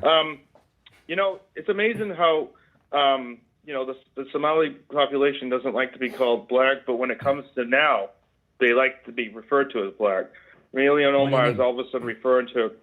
They don't like to call. They like to usually separate themselves from being called, you know, labeled as black. Oh, really? But now that everything is going on, they like to put themselves in that group now with African Americans, and they like to. They always consider themselves separate. You know what I mean? What's happened here, you know, and this is not the fault of the Somalis. This is the fault of the Democrat Party. I don't blame them. I mean, if I were in Somalia, and I was living in Somalia, you know, I remember when I was in school, and they would show us films that anthropologists who were studying different peoples, they would go to Africa and they would show people, they would get water in a bucket and it was like dirty and they would drink it. And, you know, if I lived in Somalia, I'd move to Minnesota and get set up with welfare. I don't blame them. But what's happened is what's been exposed is something that we've been talking about, the Great Replacement Theory. And we have found one of the Democrat colonies that they were using to replace us. Right. And I think that Trump is focusing his energies in the right places, and I think he should take it to Dearborn. He should take it to everywhere and do the same exact thing. And I think he's very well aware. You know this talk about, you know, in Ohio with the Haitian population that they brought here, and they give driver's licenses. You know, the other day I was talking about when I got gas in my wife's car, and it was under $30 to fill up my wife's car because President Trump has brought gas prices down so much.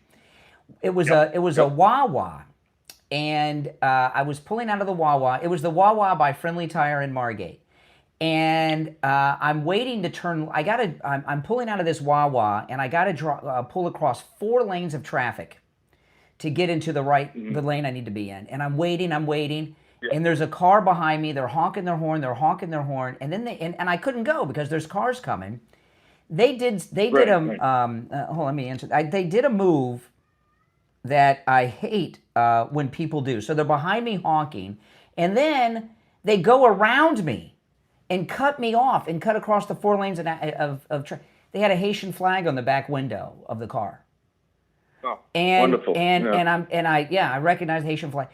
You know, they bring people in from these other countries that are completely, you know, Haiti's an anarchy, like Somalia, you know, and they don't know how to drive. They don't know our rules. They don't assimilate, and it's crazy, you know. It's like the truck drivers that come through your state and the accidents that happen. Same principle. That's right. You know, because they don't know the rules of the road or the proper etiquette of the highway. You know. Yeah. Yeah. And it's pretty disgusting and pathetic. I mean, they just want, all they're doing it is for, like you said, it's population and votes and power. I mean, it comes down to those things. So why do you think Jay from absolutely. Jersey called me honey? Is he a man? Is he trans? Is he gay? What do you think that's about? I mean, it could be an innate thing. I mean, the Democrat machine is very. Is Jay female? What is that about? There's something up with that. I think there's some kind of inner conflicting going on. I mean, the Democrats have a lot of issues going on. You know, not all these extreme left people. Not every Democrat. I can't say every Democrat, but a lot of them are. And I think that they're all bad. You know, I think. Listen, I gotta run, but I appreciate the call. Okay, listen, I'm really behind on the break because I went long with Jay from Jersey when he dropped that honey thing. So this is a short segment. I'm going to break on time. We'll have the Gold Report and come back with your calls. Don't go anywhere.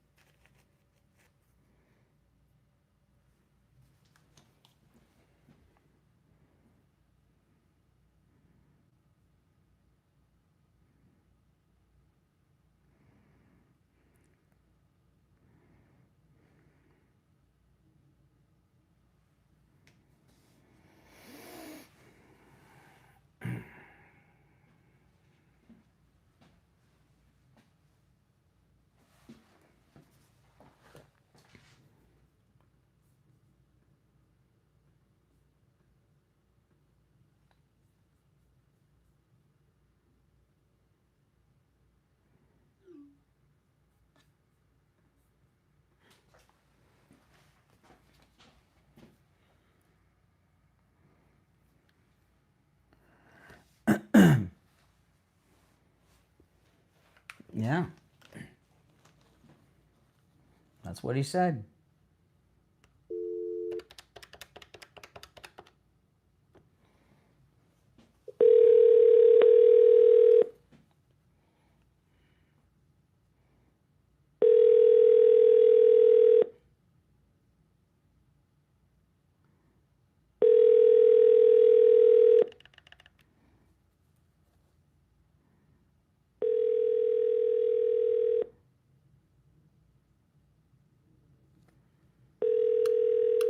Call him back.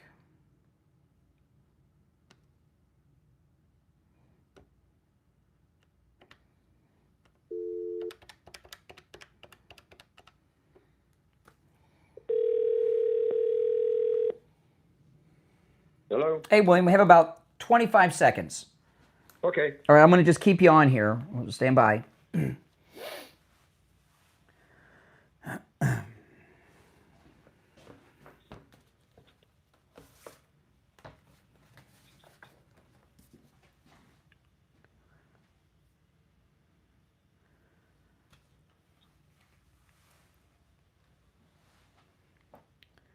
All right, we're back. It's time to check in with William Youngerman from the offices of William Youngerman Incorporated with the Morning Gold and Precious Metals Report. William Youngerman, how the metals look today?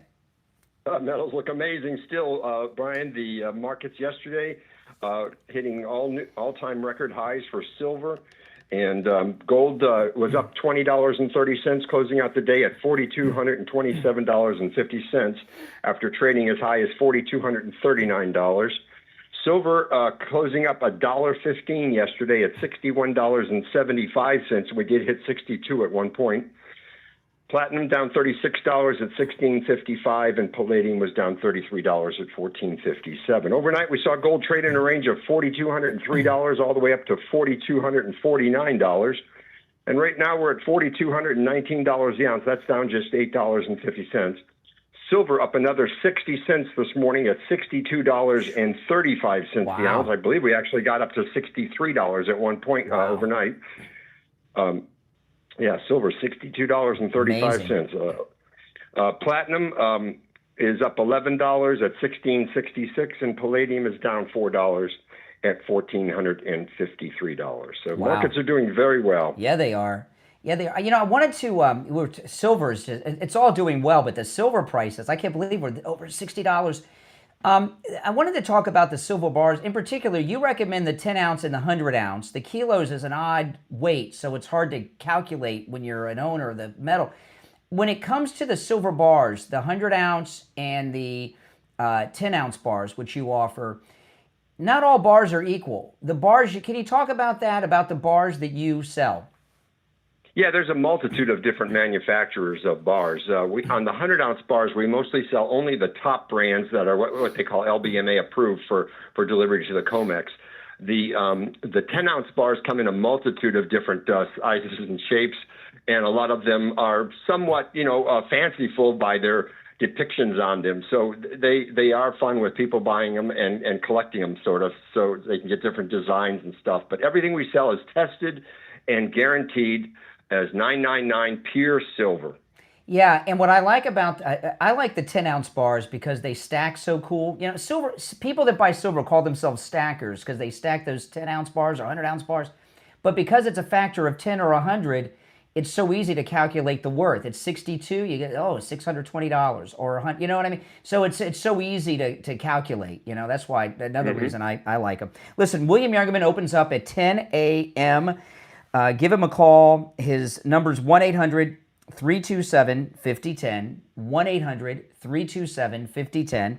His address in Boca Raton is 150 East Palmetto Park Road on the first floor of the Bank of America building, just east of US 1 Federal Highway on the south side of Palmetto Park Road, and find both his phone number and address on his website, williamyoungerman.com. All right, William Youngerman, we'll finish out the week tomorrow. Okay, have a great day. Thanks. All right, take care. If you're in pain, go see Dr. Appleton. I remember these times of year, like now, before I knew Dr. Appleton and he rid me of pain these 7 times. The pain in my knee, the first pain he rid me of 3.5 years ago, rainy and cold times. Are you a little cold? That cold would bring out that pain. No more. I got a pain-free life.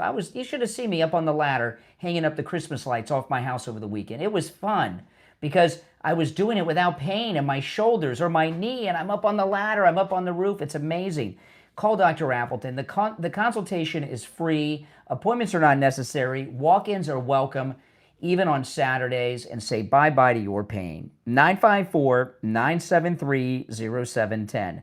954-973-0710. And online, AppletonCairo.com. All right, you're on the air. What's your name? Where are you calling from? Hey, good morning, Brian. It's Greg. Oh, hey, Greg. Hey, listen, you know what? That was an interesting statistic you brought up with regard to the very small population in the entire world for Jewish people. And we both know the reason why that is, right? The Holocaust. No, because they don't marry outside of their religion. They don't. You know Jewish people. It is so frowned upon. Really? If you were to bring a you mean like Jared Kushner marrying Ivanka Trump? Oh, there's exceptions to every rule. Okay. Absolutely. Okay. Oh, but by the way, who converted? Well, as Jews, for the children to be Jews, I'm telling people, for the children to be considered Jews, the mother has to be a Jew. So Ivanka converted to Judaism. Yeah. Right. So there you go. That has it. So even in that case you brought up, your model case.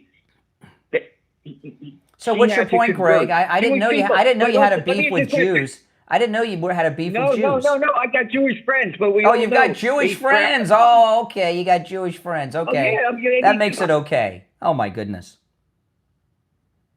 Greg just disconnected himself. I didn't even have I have my hands in my pockets. He disconnected himself. He's so excited. Oh my goodness. You're on the air. What's your name? Where are you calling from? Hey, Brian, it's Sherry from Texas. Hey, Texas. Oh my goodness.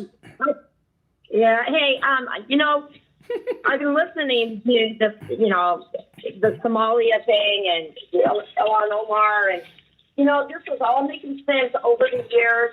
We're now talking about anchor babies and now the thinking, if with all this fraud that's going on with Ilhan Omar in Minnesota, yeah, you have to stop and think, why in the world did she ever get on, social media, the news, and talk down about the United States, talk down about the president, knowing darn well that she's creating her own sinkhole, right? I mean, if you're embezzling money, up to $30 million, if not more. Why would you put yourself on the hot seat and get out there? I'll tell you why. You know what it is. It's like you know what it's like with her. It's like strippers. And, remember Stormy Daniels? Yeah. By the way, I saw Stormy Daniels did an interview a couple weeks ago. Oh, my goodness. You would not even recognize her. She looks like a real, oh, my goodness. Ugh. But anyway, Stormy Daniels was saying these terrible things, of which she all recanted on about Trump. Because she was a stripper and a sex workers are always in survival mode. So they will do or say anything from... If you're from Somalia, and Ilhan Omar was in Somalia till her teen years, you're in survival mode in this country. That country is an uncivilized, prehistoric, barbaric place. And you come from a place like that, and it's like my grandparents. They lived through the Depression, right? So they were always tight with the money, because they always thought the Depression was coming. They were in survival mode, the Depression-era generation, those of you that had grandparents my age that remember. And that's how Ilhan Omar is. She's like that. I'm not excusing it, but that's the mindset. Unbelievable. I mean, everything is making sense now. And him going after the birthright, citizenship, come here illegally, have a baby, and it automatically is supposed to, make you a U.S. citizen. This explains why the Democrats always fought to keep the borders open and not push to have any illegals extradited out of here back to their home country. I mean, because it all falls back on the voting. Well, the chances are the Supreme Court's going to rule against us in that case, because it's not specific.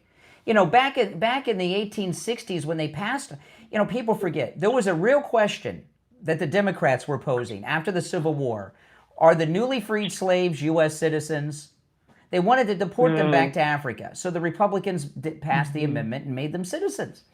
To establish they were citizens. That's how everybody knows this. But you didn't have travel like you have now. There weren't jets. They didn't, there weren't ocean liners and all this stuff. So they didn't get specific about it. We're probably not going to win that birthright citizenship. You don't think so? I don't know. I'm not. Mark Levin would know more about it. I'm not a legal scholar. I'm not a lawyer or a constitutionalist. But it just doesn't seem to be specific. Now that doesn't mean we couldn't pass new legislation. I hope we win it, because it's a scam. It's a loophole scam that they're using. Yeah. But we're the only country in the world that does that. You're not a citizen of another country because your parents come in pregnant and they're on vacation and you're born in Thailand. You're not a citizen of Thailand because your parents were there on vacation when they gave birth to you. I mean, come on. It just goes to show just how far out of control this has been for decades. Crazy. But I appreciate the call. All right, yeah. So things are coming to a head. I don't know. I was curious where Greg too was going with that call, but he disconnected himself. My hands were in my pockets; they weren't even touching near the phone. I want to talk about Coastal Weight Loss Secret. Oh man, where would I be without all our sponsors? Right? I live a pain-free life. I found out I have no cancer. I have no blockage or plaque buildup. I'm not a heart attack. I'm not gonna have a heart attack. I mean, all this stuff I find out from our sponsors. I got great tires on my car, and I've lost all this weight, right? And I was talking yesterday when I met many of you at Wings Plus on Inauguration Day, and I saw those pictures. That was the day that I first met with Dr. Zuckerman at Coastal Weight Loss Secret. I went to Coastal Weight Loss Secret before I came to Wings Plus, and I don't look like that now. I'm embarrassed of those pictures. I really am embarrassed of those pictures. I saw a video of me on my YouTube channel when my documentary on the Trump assassination attempt at the golf course. And I mean, I might reshoot that documentary, although that was so good, because I don't look like that now. I don't want people to think I look like that anymore. I've lost all this weight naturally, without exercise, without starving myself, without taking any of those pills or those Ozempic shots or anything else. I lost over 35 pounds. I've been in the maintain phase for months, and that's effortless because I had no lifestyle changes. Coastal Weight Loss Secret can help you no matter where you're located, okay? We have listeners from all over America that are literally, not figuratively, literally losing a ton of weight. Give them a call and schedule your no-charge consultation. 561-247-6300. 561-247-6300. That's 561-247-6300. And online, coastalweightlossecret.com. coastalweightlossecret.com. You know, today's Thursday. Tomorrow is Open MAGA Mike Friday, open phones. So on tomorrow's show, you can call in about any and everything on your mind. You're not limited to the topics that we bring up, okay? Yeah, so the show prep is up to you guys on the Friday show. I didn't even get to 10% of my show prep today, but that's okay. We'll be back tomorrow with your calls. I gotta tell you, all this talk about how well we're going to do in the midterms, all I'm hearing is panic and misery from our Democrat callers all week long. That tells me we've got the momentum. So I'm not worried about the midterms. I mean, I'm going to do everything I can do so that we win. You know, how it ends up, I can't predict it. You know, the odds are against us because the party in power historically loses the midterms, but Donald Trump is back for a second and non-consecutive term. He literally dodged a speeding bullet in Butler.